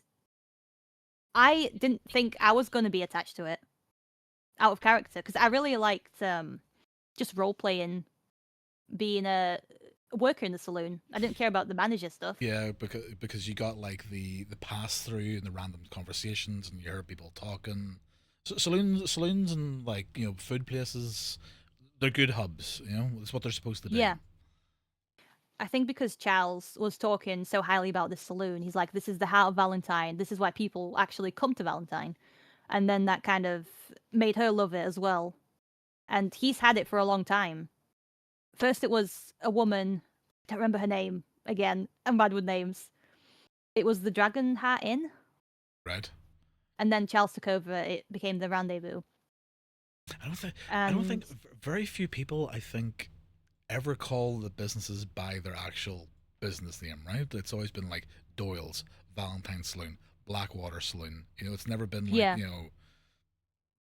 Bobby's Burgers, right? It's never you never call a business by what it actually is, I feel. Yeah, unless it's very well known. Yeah. Or even then, it's easier to refer to. If you say Rendezvous, some people will be like, where's that? But if you say Valentine's Saloon, it's easier to, Yeah. obviously. Did we skip over? Wait, hold on. Has Bobby then been arrested for? Has Bobby been done for murder yet? At this point? No. No. Oh, okay, right. Okay. So the nomads now.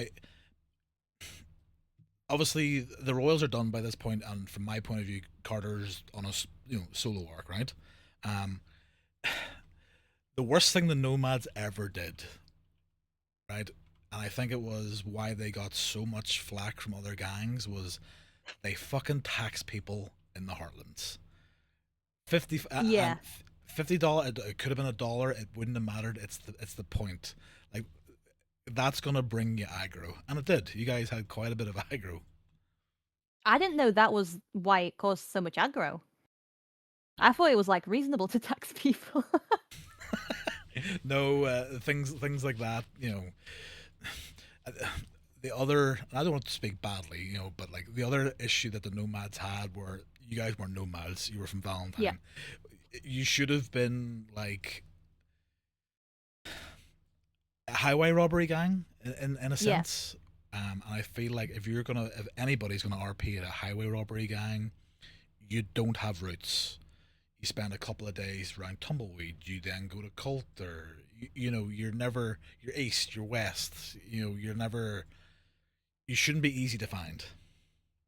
Right. You know what I mean? And I feel like that would have maybe suited and helped their sort of playstyle of taxing and stuff like that there a little bit better. But anyway, that's just I digress. Yeah, maybe. I mean, I wasn't in charge of the gang, so it was good while it lasted. But I know they got into a lot of trouble. And then Charles is very good at getting Bobby on his side. So he Well, he explains stuff. manipulated her, right? Like Bobby. Oh, yeah. Bobby was kind of easy to manipulate if people knew what to do, right? Yeah, he did manipulate her, but at the same time, I think she kind of manipulated him. Because he was doing stuff for her, even though it was totally unreasonable. Like getting into that shootout. Up at Ansbury, yeah. Yeah. And the one in Rhodes. But I think the shootout in Ansburg happened after the whole court arc. That was another thing. Well, then A lot happened. let's move on to then Bobby getting done for murder, because it's a big thing, right? I don't think a lot of people. Not a lot of people perma their mains, right? Let's be honest, right? It's a very, unless you got a throwaway character or you plan to perma. Not a lot of people experience either side of perming. The the person who's permed and the person who permed them, right? It's not a very common situation, right? Okay, yeah. And then so Law, Bobby got picked up, or Bobby handed herself in. What how do we get to you know Bobby being arrested? Um, Charles got picked up for being there when Caesar was murdered, and he was put on JD, and he basically convinced her to do this stuff and talk to him, and maybe we can come to some sort of arrangement with Law. And then when he was off JD, he came to meet her and he said, if they see me talking to you, they're literally going to hang me on the spot, but come with me. And he took her to his lawyer, Elizabeth, and she set it all out on the table. She said, you can keep running, but obviously you're going to get caught eventually. And worst of all, if you keep running, they're going to kill Charles. That's their bargaining chip. Right. Okay. He's going to take all the blame because he was there when Caesar died, and he also did something else that was JD worthy. So he was like twice JD. Oh, it was Anarchy, right? I'm pretty sure it was Anarchy. Oh yeah. Yeah. I remember, yeah. So she convinced him, and they had a chat with Charles, and he was like, right, well, this is what's going to happen, so what should we do? And Bobby was like, fine. She says if we say this and if we say that, they're not going to hang us. So let's just try it this way. And at that point, I was so relieved. We got arrested. We walked into Strawberry, and we got arrested. And I was sitting in the cell. I was thinking, oh, this is such a relief because I don't have to run anymore. It was very stressful. Yeah, it's one thing I've never personally experienced is being on the run. Because Really? do you know the mechanic behind being wanted, like the actual like in-game mechanic? You mean when you're on the wanted poster? Yeah. I think it's when you're in town without a mask or something, and then the bounty hunters get alerted, right? Yeah, but I'm marshals also. Get pinged as well. Yeah. Oh, I didn't know that. Yeah. Yeah. So it's nothing that I would love to experience it at some point. But anyway, So you're now you yourself. You're glad that Bobby's not on the run, Yeah. because every town you could be grabbed, basically, right? Yeah, nowhere was safe. And at that point, I was thinking everyone's against her because Law's like out to get her. They're probably convinced this is her thinking. They're probably convinced other characters, other people to, if they see her, tell them immediately. So she's like really paranoid. So it's a relief to be in the jail cell, and Charles is there, so it's all good. Because it's like a trial with two people that were there. Maybe it would be better than if Bobby was there alone. Um, but yeah, it worked out in the end. We had the court date, and they didn't hang us. But then we had to do 2 weeks, no crime. Was that torture at this point? Because obviously Bobby has gone from law to being a criminal to them being a criminal who is hamstrung, basically. Can't do anything. Because that's a rule, right? You know, you break bond, your character is auto you give it up for perma, you know? Yeah, I think it didn't bother me that much, to be honest, because I was so. The arc with Caesar was so big, and we did so much. In every stream, it was like really intense. I thought it's actually nice to relax.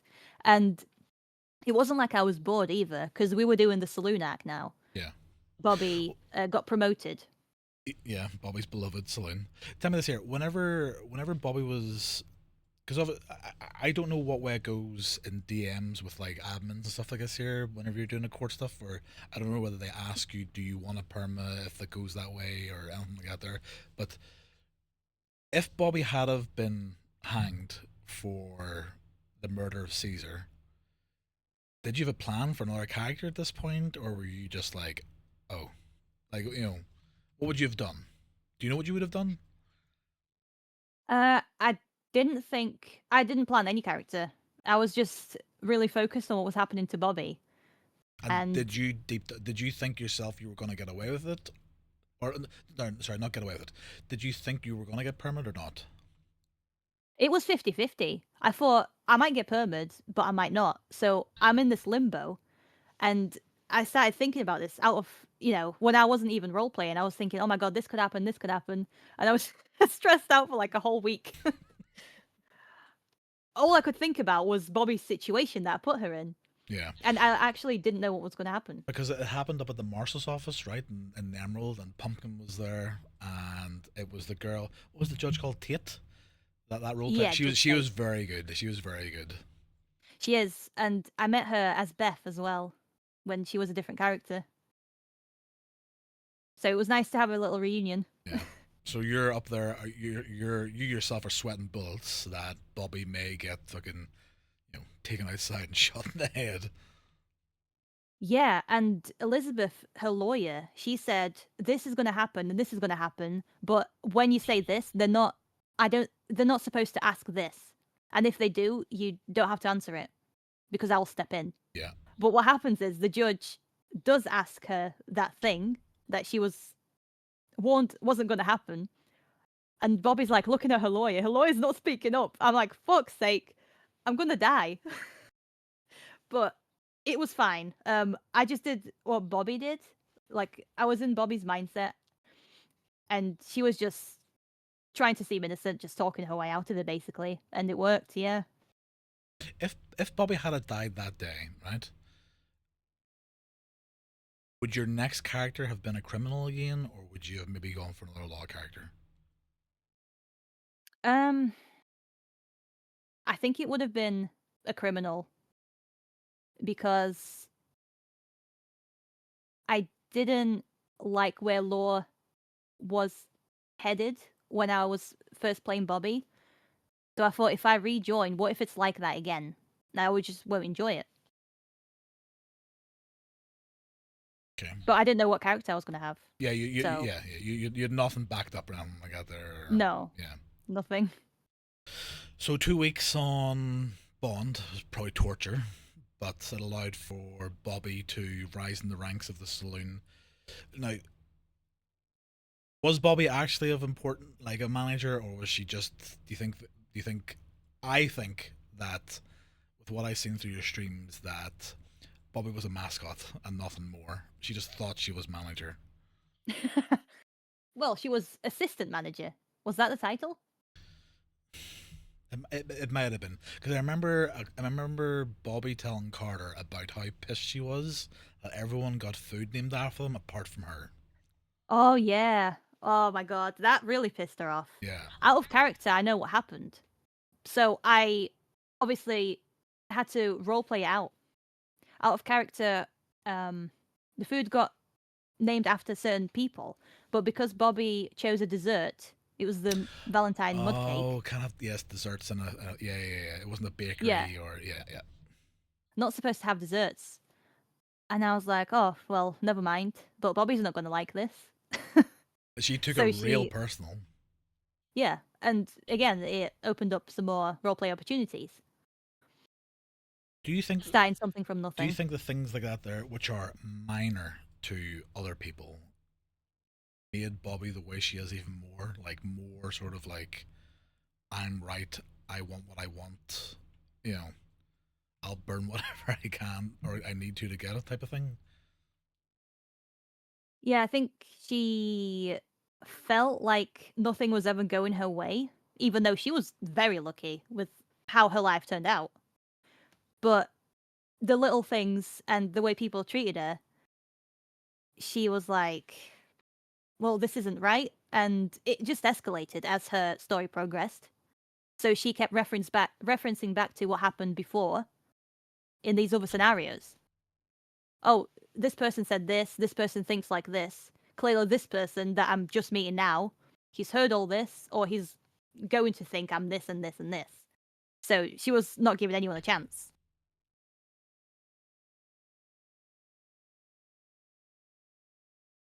And then the end of did the Nomads quit or did Bobby quit before the end of the Nomads? I can't remember this far back.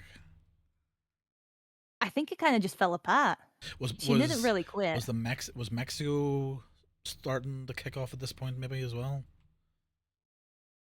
Yeah, because during the Mexican War, she was riding around with Violet, and she was with Charles, and she was in the Nomads. So I Yeah. think Nomads still existed, but not to that extent, because they kind of started dying out. And then Bobby survives the war. She's the hero. Did Bobby also shoot Grant during the war? Did I not remember? Did I remember something where you had Bobby kill someone on a rooftop? During the actual day of the war? Yeah. No, no. Did you I not? think Grant did his own thing. No, I didn't shoot anyone. Oh, okay, okay. So Bobby survives the Mexican War, and we roll into 4.0. Yeah, Where did Bobby start in 4.0 then? Obviously still Valentine. yeah. Charles has lost I'm the trying to think. saloon, right? He He's got the saloon because he got the saloon, but it's not what it used to be. yeah, So he just leaves, and Bobby's like, okay. yeah, that guy basically quit the server and then just because Bobby almost ran it for as long as she could, right? Yeah, I remember that happening. I think it's the different mechanics came into play, and for the first few weeks, it was kind of impossible to not just make a profit, but it was too different. Yeah. It wasn't bad necessarily, but it was so different to what it used to be that some people just didn't like it. Well, which I mean it happens, right? Yeah, and Bobby saw the opportunity. Charles is not here. Obviously, I'm the manager, even though she had no rights to anything. Well, she held it for as what? At least a couple of months, right? Yeah, it was a long time, and then it shut down. Not officially, but no one was going in. No one was buying food, so she stole everything from the storage and just started selling it. Yeah, I remember that. I remember that. Yeah. Then also the Bethany's kicked off more, right? The Silent Witnesses became a major part, right? Because Bobby then you sort of became she sort of became solo, right? Yeah, she didn't really have a group. Caesar was dead. Charles was gone. Grant Everyone else is hated her. wherever he is. Yeah. So the only thing left for her to do is sell what she has, make some money, um, write as Bethany. Yeah. Cause more And drama. obviously Carter. Whatever jobs he gives her. Now, I was trying. So whenever we were setting this up, I was trying to think back to our first. Did we ever interact before we met up? I don't think so, right? Maybe on the field where you do the farming. Yeah, in Saint Denis. Bobby introduced herself as Bobby with a B, and had Yeah. 3 swamp herb plants in a bush. That was it. It was myself. That was the first It was interaction. myself and Ian's. I remember that. Yeah, but in And then 4.0, like, how did it? Do you remember what the first interaction was? Like the first sort of. You were fucked up. That's what it was. You had been shot in the face yes, by Grant. it was in the alleyway. In Saint Denis alleyway, and she's walking around. And Carter jumps out, and he's like, "Why are you stalking me?" Which happens And then quite she a bit. starts venting. Yeah. Just vents, tells him everything with a that hole happened. in the side of her face. Yeah, and she's disinfecting it with whiskey. Yeah. Oh, and that's right. And then we took her to get her teeth sorted. Was that immediate, or was that a few days later? I want to say it was a couple of days later, because you were like drinking and it was like coming out the fucking hole in her face. And yeah, and then eventually she went to the doctor, where some doctors that knew Grant told Grant that Bobby was there. Give me 1 second. This is an issue on my side. Just give me a second. I'll fix this. All right. Chad, give me 1 second and we'll fix this audio. We'll be right back.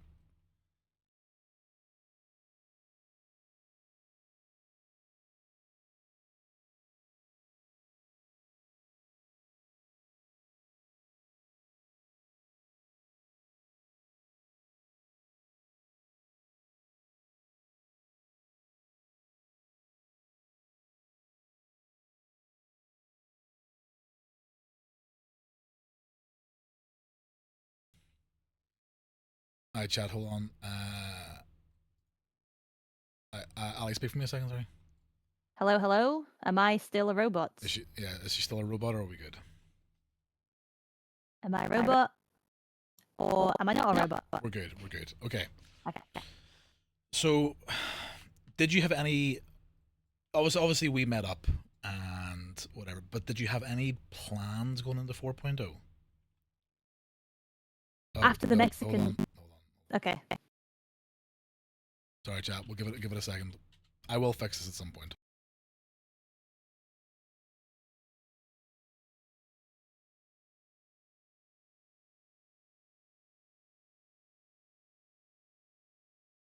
All right, go again, Bobby.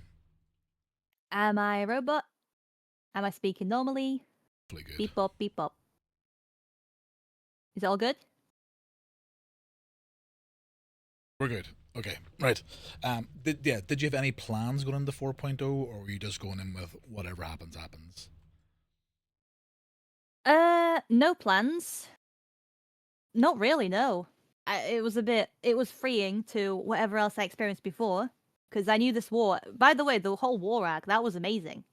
Yeah. When it all kicked off, and it brought the server together, and even people who were enemies and friends, they kind of drew themselves together against this one common enemy. I thought that was really cool. I really enjoyed it. It did sort of like, I don't want to say force people, but you had to RP the fact that there was a bigger threat than cops and robbers, right?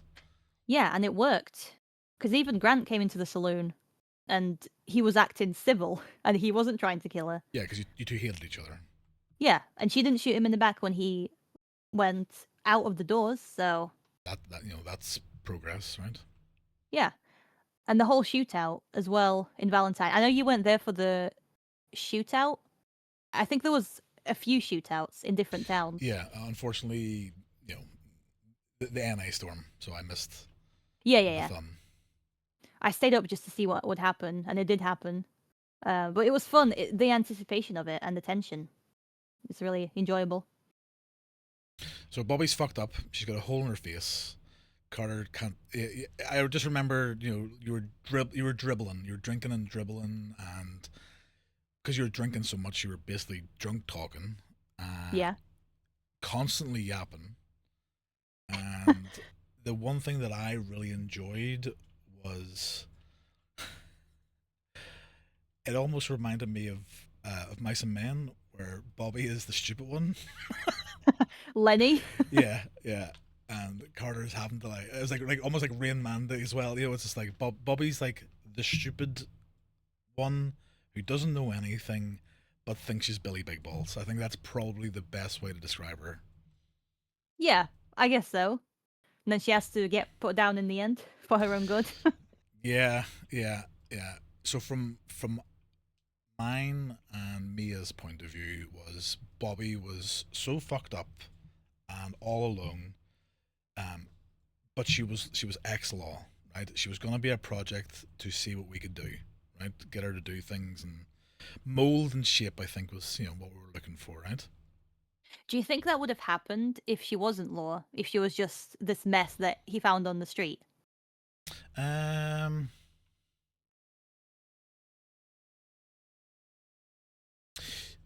I don't know because she wouldn't be the person if she wasn't Law, she wouldn't have went through the things that she went through, and she wouldn't be the Bobby that she wouldn't have been that Bobby. You know what I mean? Yeah. But who knows, right?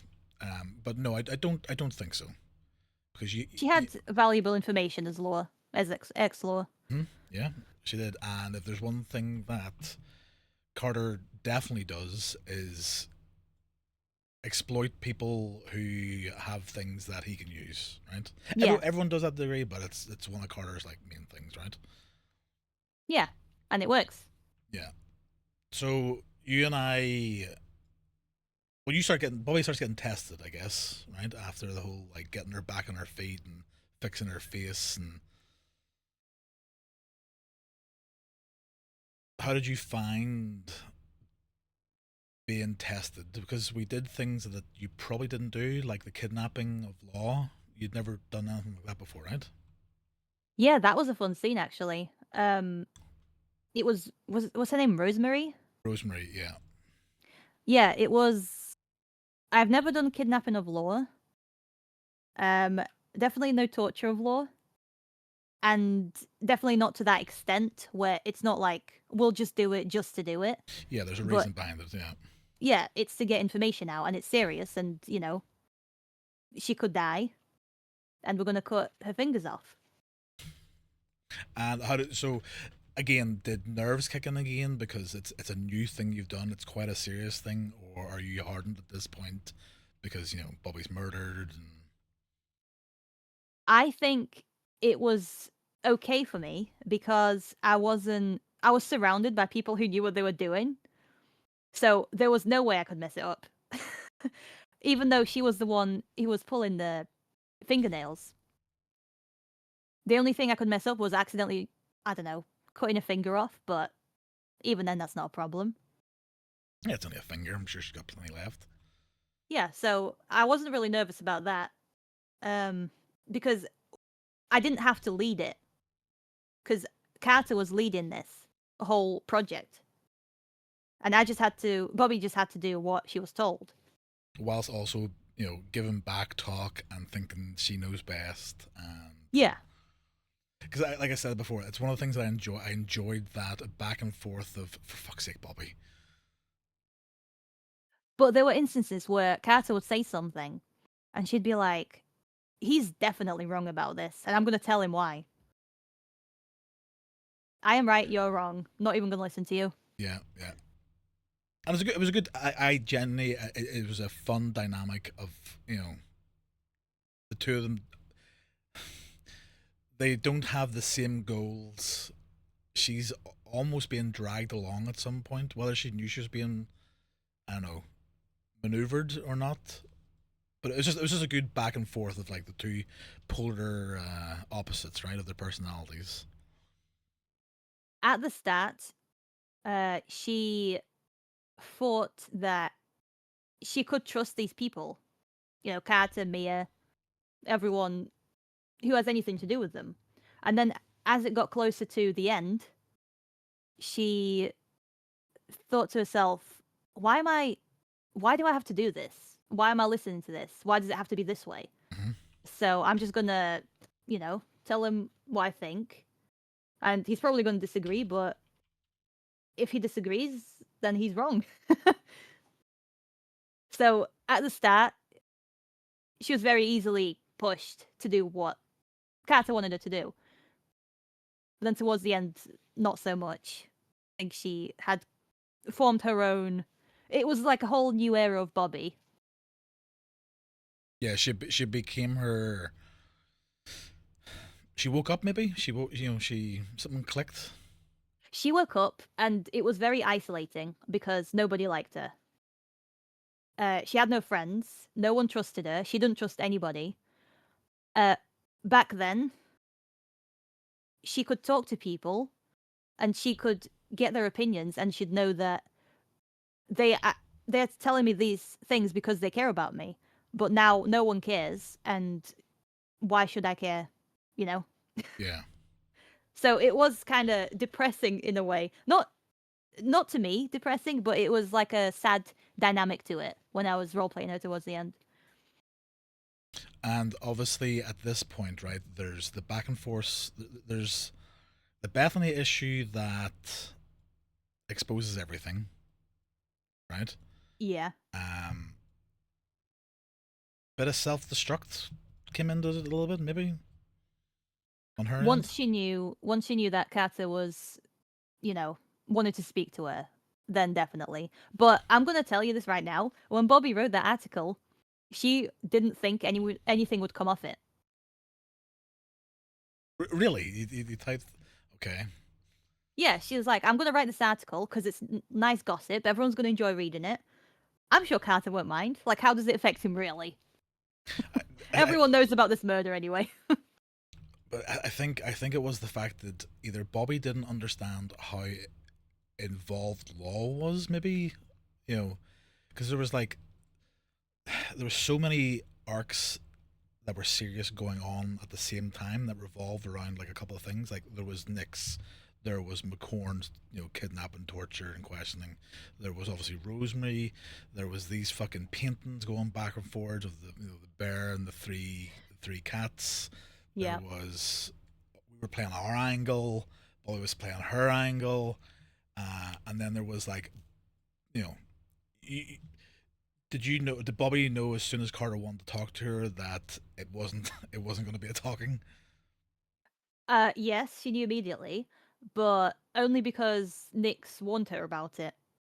Because I kind of suspected out of character, but I knew I couldn't do anything with it because, Bobby Yeah, doesn't know anything. So when Nyx told her, I think she wrote a poem about a bear and it was really well coded. Then Bobby was like, okay, I know who the bear is. You want to speak to me? It's not good. yeah. I found out this information about like the whole poem and stuff like that there, and then for myself, Gracie, and Rosie, the main issue was whenever the whole McCorn situation where Bobby was hanging around McCorn. Yeah, it was the only person she could trust. Yeah, Like, she's because cut all ties, and then there was just McCone left.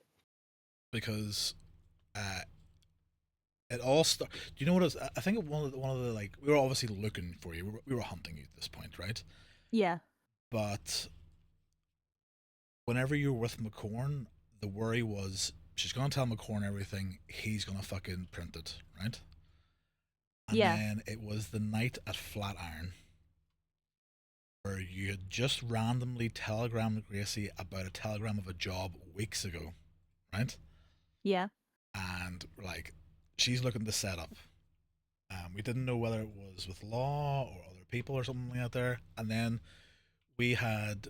Do you know that we were down in Flatiron and we seen Corn standing up there with his gun out, and then we seen another two. We didn't realize that was one that you shot because Bobby's like at this point Bobby's what very oh yeah, paranoid. she killed that guy. Of Yeah, course. yeah. Bobby's extremely paranoid, right? Yep. I had no idea. that Law was so involved, and Bobby definitely had no idea Law was so involved.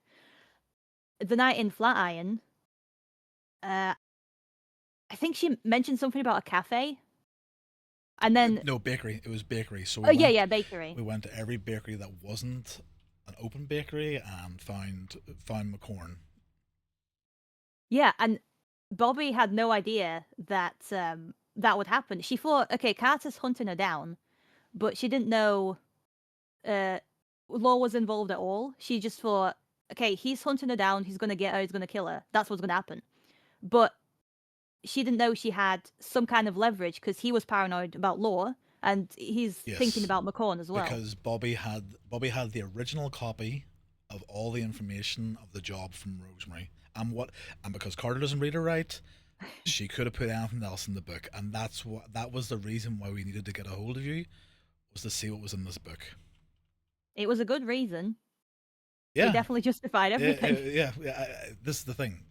Carter Carter was right. Um, so as soon as we see McCorn, it was just like, what the fuck? Yeah. And then the next thing was there was like the symphony where you were up on the balcony with him because there was supposed to, he was basically, was Law involved from your guys' side? I don't think so at this point, but we No. thought we were getting set up where we watched him on the balcony, but we didn't see you for the longest time because you were lying down behind a banner. Yeah. But we Very didn't. paranoid. Yeah, we were. Do you know where we were? No. We were. Uh, if you were looking across at the, what do you call it? The square. We were on the mansion houses on the right hand side, looking straight up at McCorn, standing up there, and then we seen you, and then we were like, well, she's got to run through here. We'll go check this side of Symphony, but we lost you. We lost you. But we knew that from our point of view, we were being set up. Whenever McCorm was like, meeting in the square and the hidden code and stuff together. And then obviously you Yeah. got the next point of view of it as well. And yeah, it was so many stories And no one knew the truth. and no one knew the truth. Yeah, there was so much information and misinformation going around. That's what made it so great, though, because you couldn't really predict what was going to happen next. Yeah. And then we come to like, I guess a major point. We are hunting again, and we're in Valentine, and we see McCorn's horse at the uh, law office, crossing the law office, that fucking Dalmatian thing. Right. Okay. And Bobby and McCorn are together all the time. Bobby's fucking Bobby's snitching. Bobby's went to law. Now that didn't happen, right? No, I don't think she was even there. No, this is when you got arrested. You were in Valentine and you got picked up. Oh, right. Okay. Yeah, of course. I was on the balcony. Yeah, I wasn't talking to McCorn at all at that point. well, he was there. We saw him, so we were like snooping around watching, Yeah. and we were, as you go north out of Valentine, we were at the houses up there looking down, seeing his horse. So we were hanging around, and Gracie had her hair dyed, and she walked down and heard you in the cells. And you thought Bobby was snitching. We thought Bobby was playing because uh, whatever you and McCorn were planning wasn't working because we seen you, and we thought you were handing you were selling out to save your skin. Yeah. So I think they did take her journal, didn't they? In the cells. oh, they did, yeah. Yeah. They got real interested real fast in you, so they did. Yeah. Because you were wanted for Molotov and Annie Gibson. She was there. Yeah, but it wasn't aimed at her. Yeah, yeah. So that's, yeah. So you get picked up, but from our point of view, McCorn's there. He's around the sheriff's office. Gracie walked down, dyed her, didn't say a thing, and heard Bobby's name, your name being mentioned in the cells. And from that point on, we're like, fuck. Well, Carter's fucked.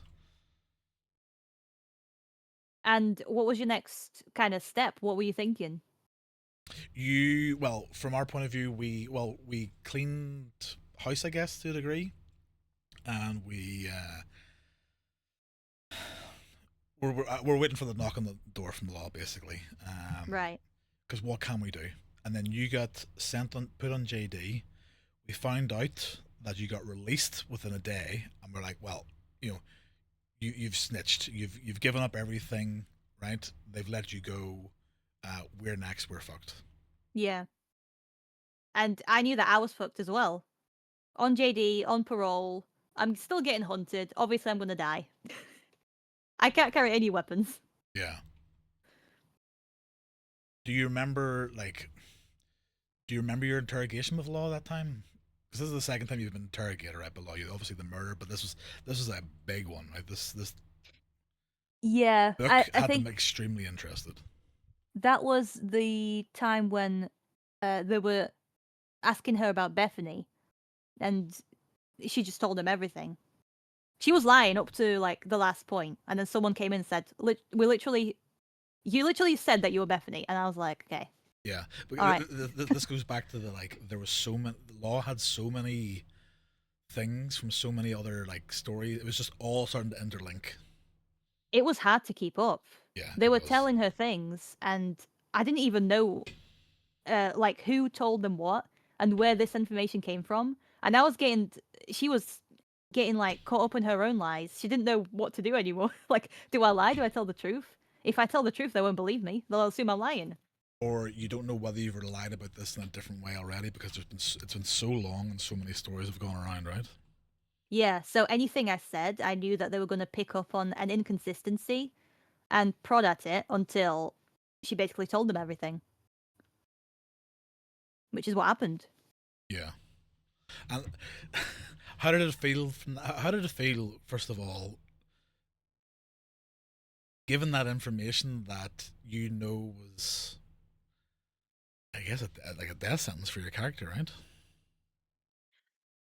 Uh, it felt like the end of like the second to last episode of a TV show. Yeah, Because everything came out and I had no cards left to play. So when I got released, I was thinking the only thing for me to do is basically wait for someone to catch Bobby because someone will. Either Lee or Carter or whoever else had something against her. yeah. For me, I was surprised they let you out. No, this is not Carter. This is me. I thought they would have held you in JD, held Bobby in JD, until they picked us up, then let you out, and then I don't know why they let Bobby out. I think they used her as bait, and the more I think about that theory, the more I believe it Do, because it's the only thing that makes sense. do you think Bobby was let? But then they should have stalked you, right? Well, I thought they were, but obviously not. I thought they thought she was going to be bait. She couldn't have any weapons to defend herself. She was literally telling them, "Listen, this guy is out to kill me. You can't do this to me. At least let me hang around with you." And they dumped her. Once she paid her fine, they dumped her on the tracks, and they just left. And then two other officers, they were like the new green officers, and they just said, "If you need anything, just let us know. And I'm sorry this happened to you." And Bobby was like, "Yeah, yeah, whatever. I know they're new, and they're not as like harsh as the higher commanding officers. And the Yeah. higher commanding officers don't give a shit. They don't care about Bobby at all." I must on one of the next episodes I'm gonna have Avery on. I'm gonna be like, why did you guys let Bobby go? Like it would have made more sense to Bobby's been picked up for the Annie Gibson thing. She's got this book which is the Bible to some other like big cases, right? Yeah, Um, let's pick up the other people, keep Bobby safe, and then it blew my mind. It blew my mind. obviously, I don't know. They either didn't know what they were doing or they knew what they were doing. They wanted to do this thing with Bobby before doing the thing that they were planning. Yeah, But I don't know. It will be interesting. yeah. So yeah, we're waiting to get picked up. we're fucked. We're fucked. Carter gets picked up. Carter gets questioned by Nala, and I remember that. they. I know this now, out of character, that Bobby was going to be used as a witness along with Lee Graves in the next case, and Okay. they thought that, well, you know, they thought Carter killed Bobby, right? But they thought that I was making witnesses disappear because Nala said that I killed Lee Woolen as well, which he didn't. Oh, yeah, that was a tragic accident. Yeah, yeah, that might be the greatest clip ever on 3.0. I I couldn't even believe what I was watching when that happened. Because I knew someone was going to kill her. And when Lee was approaching, I thought, oh, we're probably going to have this standoff on the island where everything happened with Caesar. And he didn't get to the island, he just drowned. Yeah. And that's when I thought, okay, Lee's Glug not going glug to kill glug. her, Kat's going to kill her. Yeah, glug glug. Good night. Yep. So yeah, so you're let go. We find out because obviously Carter found out that you've been let off JD. She's out and about, and the fact that you were let off JD so quickly, like less than 24 hours, was like, Yeah. yep, she's fucking. Because again, we're working off the fact that McCorn's that there, Gracie's went down. She's heard your, you've given up. You've given everything up, right? Yeah. So Yeah. we're waiting for whatever, right? Then we hear you're out of JD, and it's just like, well, it's either Law gets us or we get Bobby, because she needs put down, right? Mia and Carter's experiment has run its course, Exactly. and then the hunting. How was That it? was intense. Yeah, how was being hunted? Well, for that whole week, I was basically shitting myself because I've never been in that situation before to that extent. It's different when Law is hunting you, but Yeah. then when Carter or any other character who's known to be this calculating, he's got not a mask, but everyone sees him as this guy, and they know he's doing shady stuff behind the scenes, and he's got this thing to him that We that everyone suspects but don't know about as a yeah. fact. We nearly got Bobby we nearly got Bobby and Armadillo one time. You were going down to the bakery to sell stuff. Do you know that? I only found out when I started watching your streams back because I was really curious and I was like, holy Yeah. shit, how we had so many close calls. Yeah. Yeah. The closest one I think was in Valentine when she was in the saloon. I was just about to walk out of the saloon and then I see riders and I'm like, okay, I'll hide. I'll just put my back towards the wall. And then Gracie and Carter just ride past, looking Yeah. at the saloon. I'm like, shit. I think we passed each other quite a few quite a few times. Yeah. How did it feel for you? Was it intense for you? um I enjoyed hunting, right? Now, it can be hard. It's so easy to hide in RDR because you could be lying on a fucking hillside. You could be anywhere, right? So, Yeah. but it was enjoyable. I do enjoy. Well, you know me. I enjoy playing characters that like gather information and hunting, and Yeah. I guess it's even better when you have these breadcrumbs as well. yeah, When you get to a town and you hear these rumors, and then you start putting a trail together. yeah. Because So you've got a lead. I was playing angles. Like I had well, Ivan and his girl down at the bakery in Armadillo, they knew straight up. They had the story, right? Yeah. But like Clyde in Blackwater Saloon, because you'd been seen around Blackwater a few times, Yeah. I was like, she's doing stuff with this Lee Woolen guy. Like, we're worried about her. Like, she's not being herself, right? So we were playing that angle. It's like, oh, yeah, yeah, yeah, I'll keep an eye out for her. And Well, it was a smart thing to say because then you're not getting these characters involved in a war per se. yeah, They're just doing stuff without knowing what they're doing. yeah. Then we were down in Blackwater, and Rosie rode past you. This was the night, right? Yeah. Um, Rosie rode past you because we were in Blackwater. I took one street, Gracie took another, and Rosie took Law Street because I think you were coming up the Law Street. She rode past you. She had the hood on, didn't she? Yeah, she did. Yeah, and then you fucking zipped out of town, and Rudy, one of the Swedish brothers, he came Yeah. up and gave us information that we'd just missed you. Because that's what it was. We were calling it a night, and we were making our way back to Saint Denis, just doing the stops. Right. Okay. And Valentine, and we rode past you, and you just went howdy, Bobby's howdy, and I was just like, oh, I knew I was fucked. Because what am I supposed to do against three people? So she knows what's going to happen. It's not going to go well. So the next angle, the only angle she has left to play is if she says howdy and she acts nonchalant, maybe, just maybe they'll just not notice that she's there. no, it was the end. Yeah. Yeah. Did And then she shot his horse, didn't she? She at him. yeah, she shot. Yeah, we shot your horse that you'd stolen off the trainer, and you shot at us. Yeah. Now, I was talking to Rosie last night, obviously, and she says that was extremely nerve wracking for her because ESO were still around. They were in Valentine. Um, it could have been a lot spicier. Right, yeah, because you had the law angle as well. Yeah. You were still thinking you were going to get picked up. Yeah. Yeah. You're giving them so much information to act on that, Yeah, so you had two things to look out for. Bobby just had one thing. She wasn't worried about law anymore because she knew they didn't really care anymore, and she wasn't wanted for anything.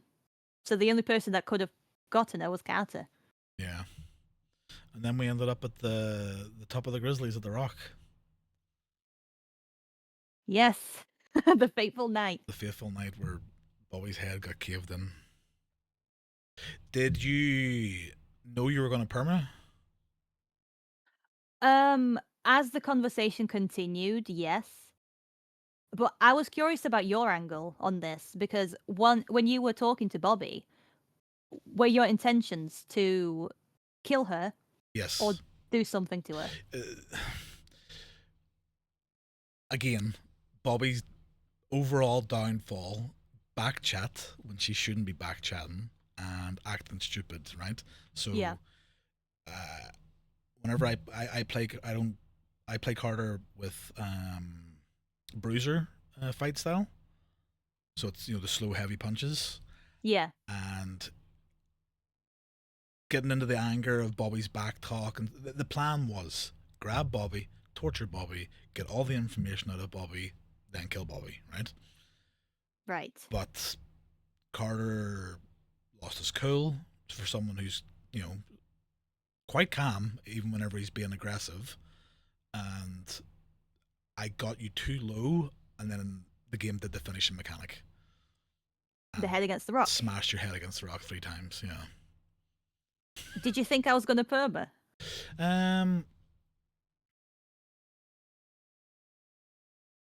Yes, because you're that level of RPer that I thought there's no what's the comeback.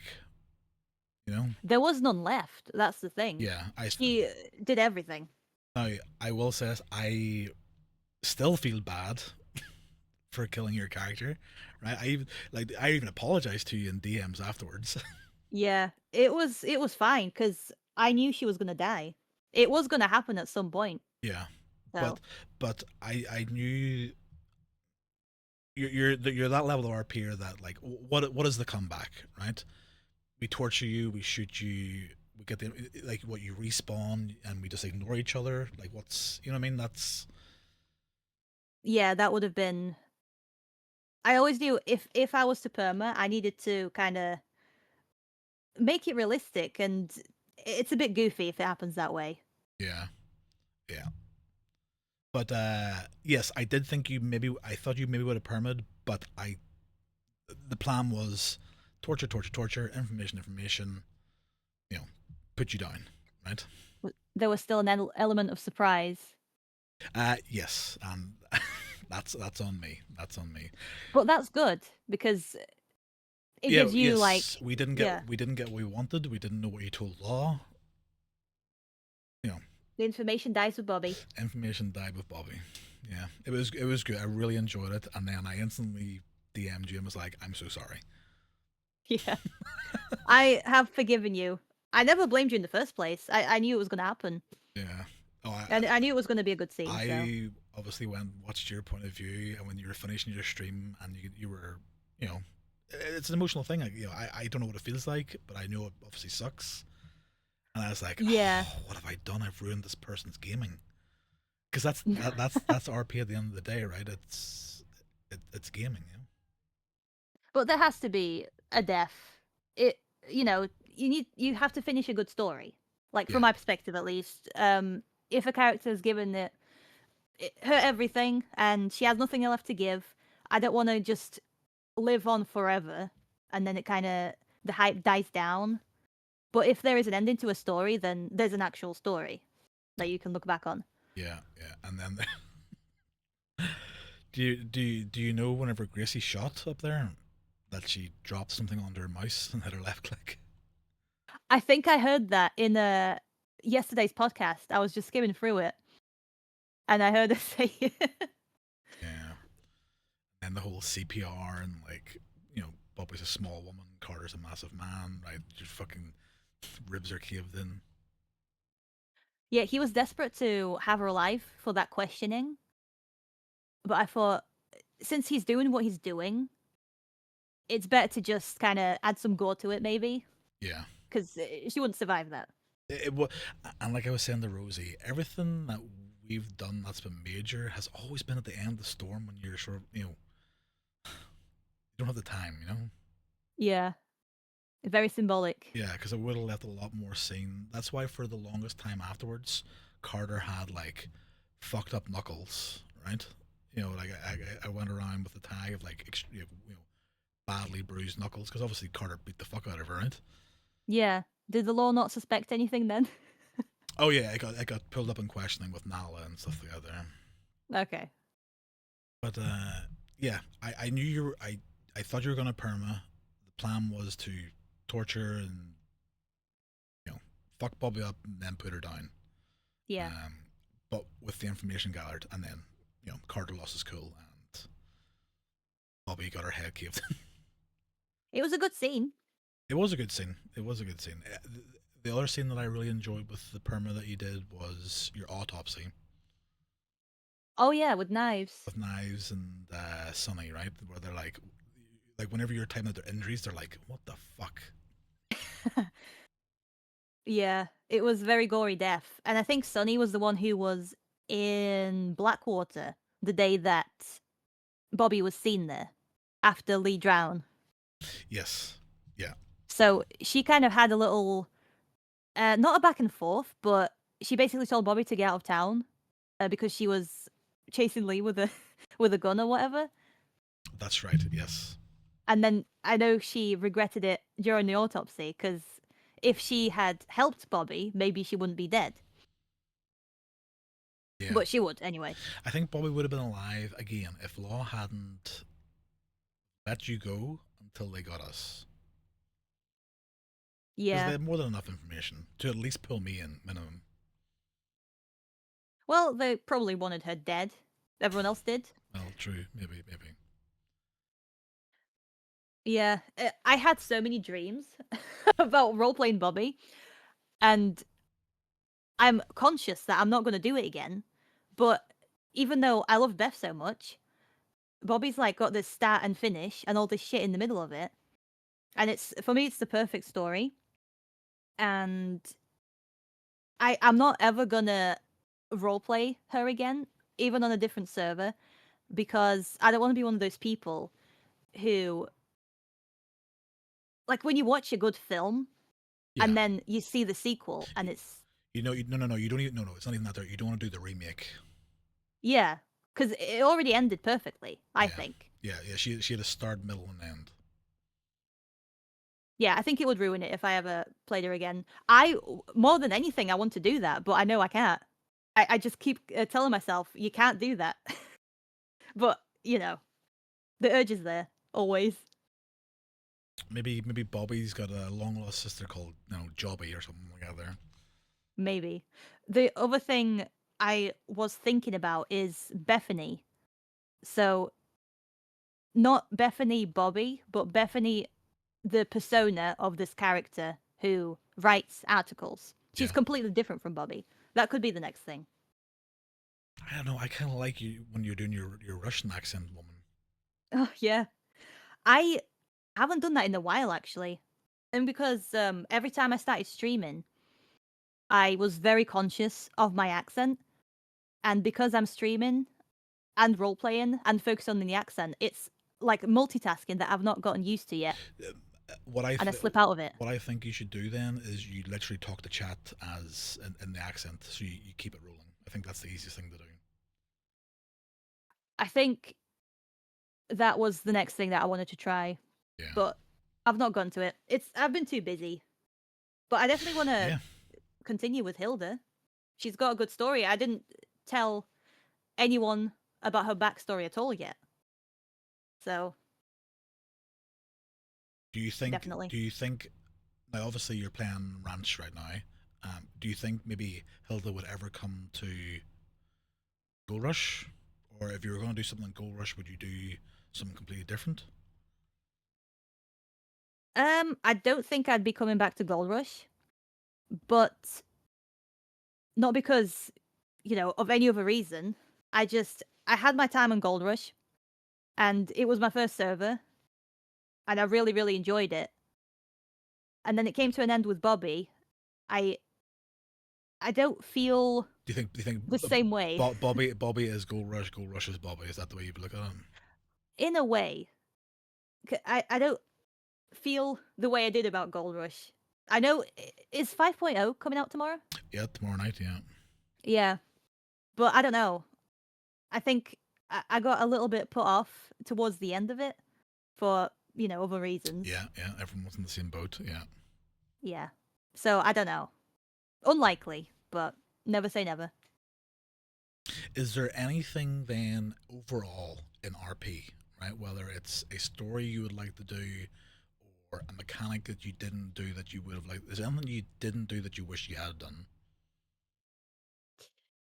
Uh, that's hard to answer because I've done a lot of things as Bobby, like being on the run, murdering someone, permering. Um, the only option I was kind of thinking about is being a corrupt doctor, but I don't know. I have two characters. Like I'm juggling two characters at the moment. More so Beth, because I've never finished her story. But I Yeah. think a corrupt doctor could be interesting. Well, you never know. And anything could happen, right? This is the thing about roleplay. Like, there's a lot of freedom to basically do what you want, right? Yeah, and I've never been a doctor. And also, I know this is like controversial, but a serial killer. Or just someone who shows up sometimes and then people talk about this character for a month, about what they did. Then he shows Oh, up again. like a mysterious character that dips in and out every month or two. Yeah, so a serial killer does that because obviously you can't walk around Valentine and just chat to people as a serial killer unless you're really good at hiding your identity. And then also, what about then? What about like? You've obviously never done GTA RP, GTA 5 No. RP. Any interest? Because obviously the next big thing for like the role playing community, regardless of any game that you play it in, is going to be GTA 6. Have you any notion of that? You think you'll try it out? Like, what's your opinion on the possibilities of GTA 6 RP? I've never even thought about GTA 6. It's coming out this year. Uh, there is probably going to be roleplay on it. Um, but yeah, I don't know because I didn't get into GTA 5 roleplay. Maybe I won't get into GTA 6, but then again, maybe I'm wrong. because it's going to have a different map and like better graphics and different lore. I don't know. I'll have to play the campaign first. Yeah. That's what I did with Red Dead 2.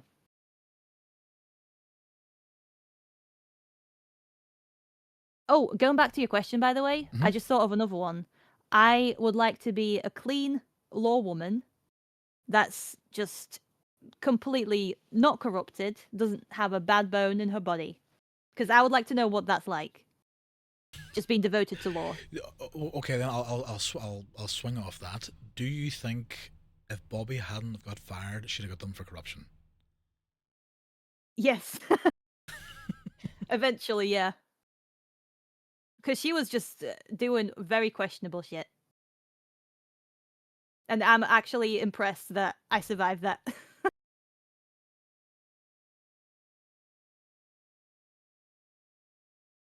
No, I think like I say, I still think about Bobby and Carter just chatting shit to each other. Yeah. You know, it was a good dynamic, and I really enjoyed it. I did too. I think it was the first character that Bobby had that's like an older person who has all this wisdom. It's like a different dynamic, isn't it? It's not like they're friends. It's kind of in between. I don't even know. It's very different. Yeah. Well, I mean, like he was using her, right? Yeah. She was useful, right? I think that's the best way to explain it. She was a useful tool until she wasn't. Yeah. For a few months, she was useful. But my hope was that she would fuck up things. You know, like I knew you as a character would. She'd either say the wrong thing to the wrong person and cause drama, or you know what I mean. Like I knew something was going to come eventually, right? That was the hope that Bobby would fuck up in some way, shape, or form, right? She always did. It was coming. Yeah, yeah. And the Bethany article, I think that was her big major fuck up. Yes, yeah. Need a quick chat, just a quick chat. Yeah. But yeah, It cost her life. it did. Okay, right. We've been waffling now for a long time, so I think we'll call it there. Okay. Guys, I will link all of Bobby's stream and her YouTube at the bottom of this video. Go check her out. She's playing on Ranch, a Russian woman. And Russian woman and Beth. what's the short TLDR on the Russian woman? She's trying to find a job. Clean job or Any job, but she's not been clean in the past and she wants a fresh start, but she knows she's gonna fuck it up. And that's where I'm going with it. Something's gonna go wrong. and Beth is the last thing I seen was they are trying to poison people with different drinks. Right now, they are trying to infiltrate a gang, get friendly with them, and when they least expect it, they want to scam them and take all their money. And it will be a long game.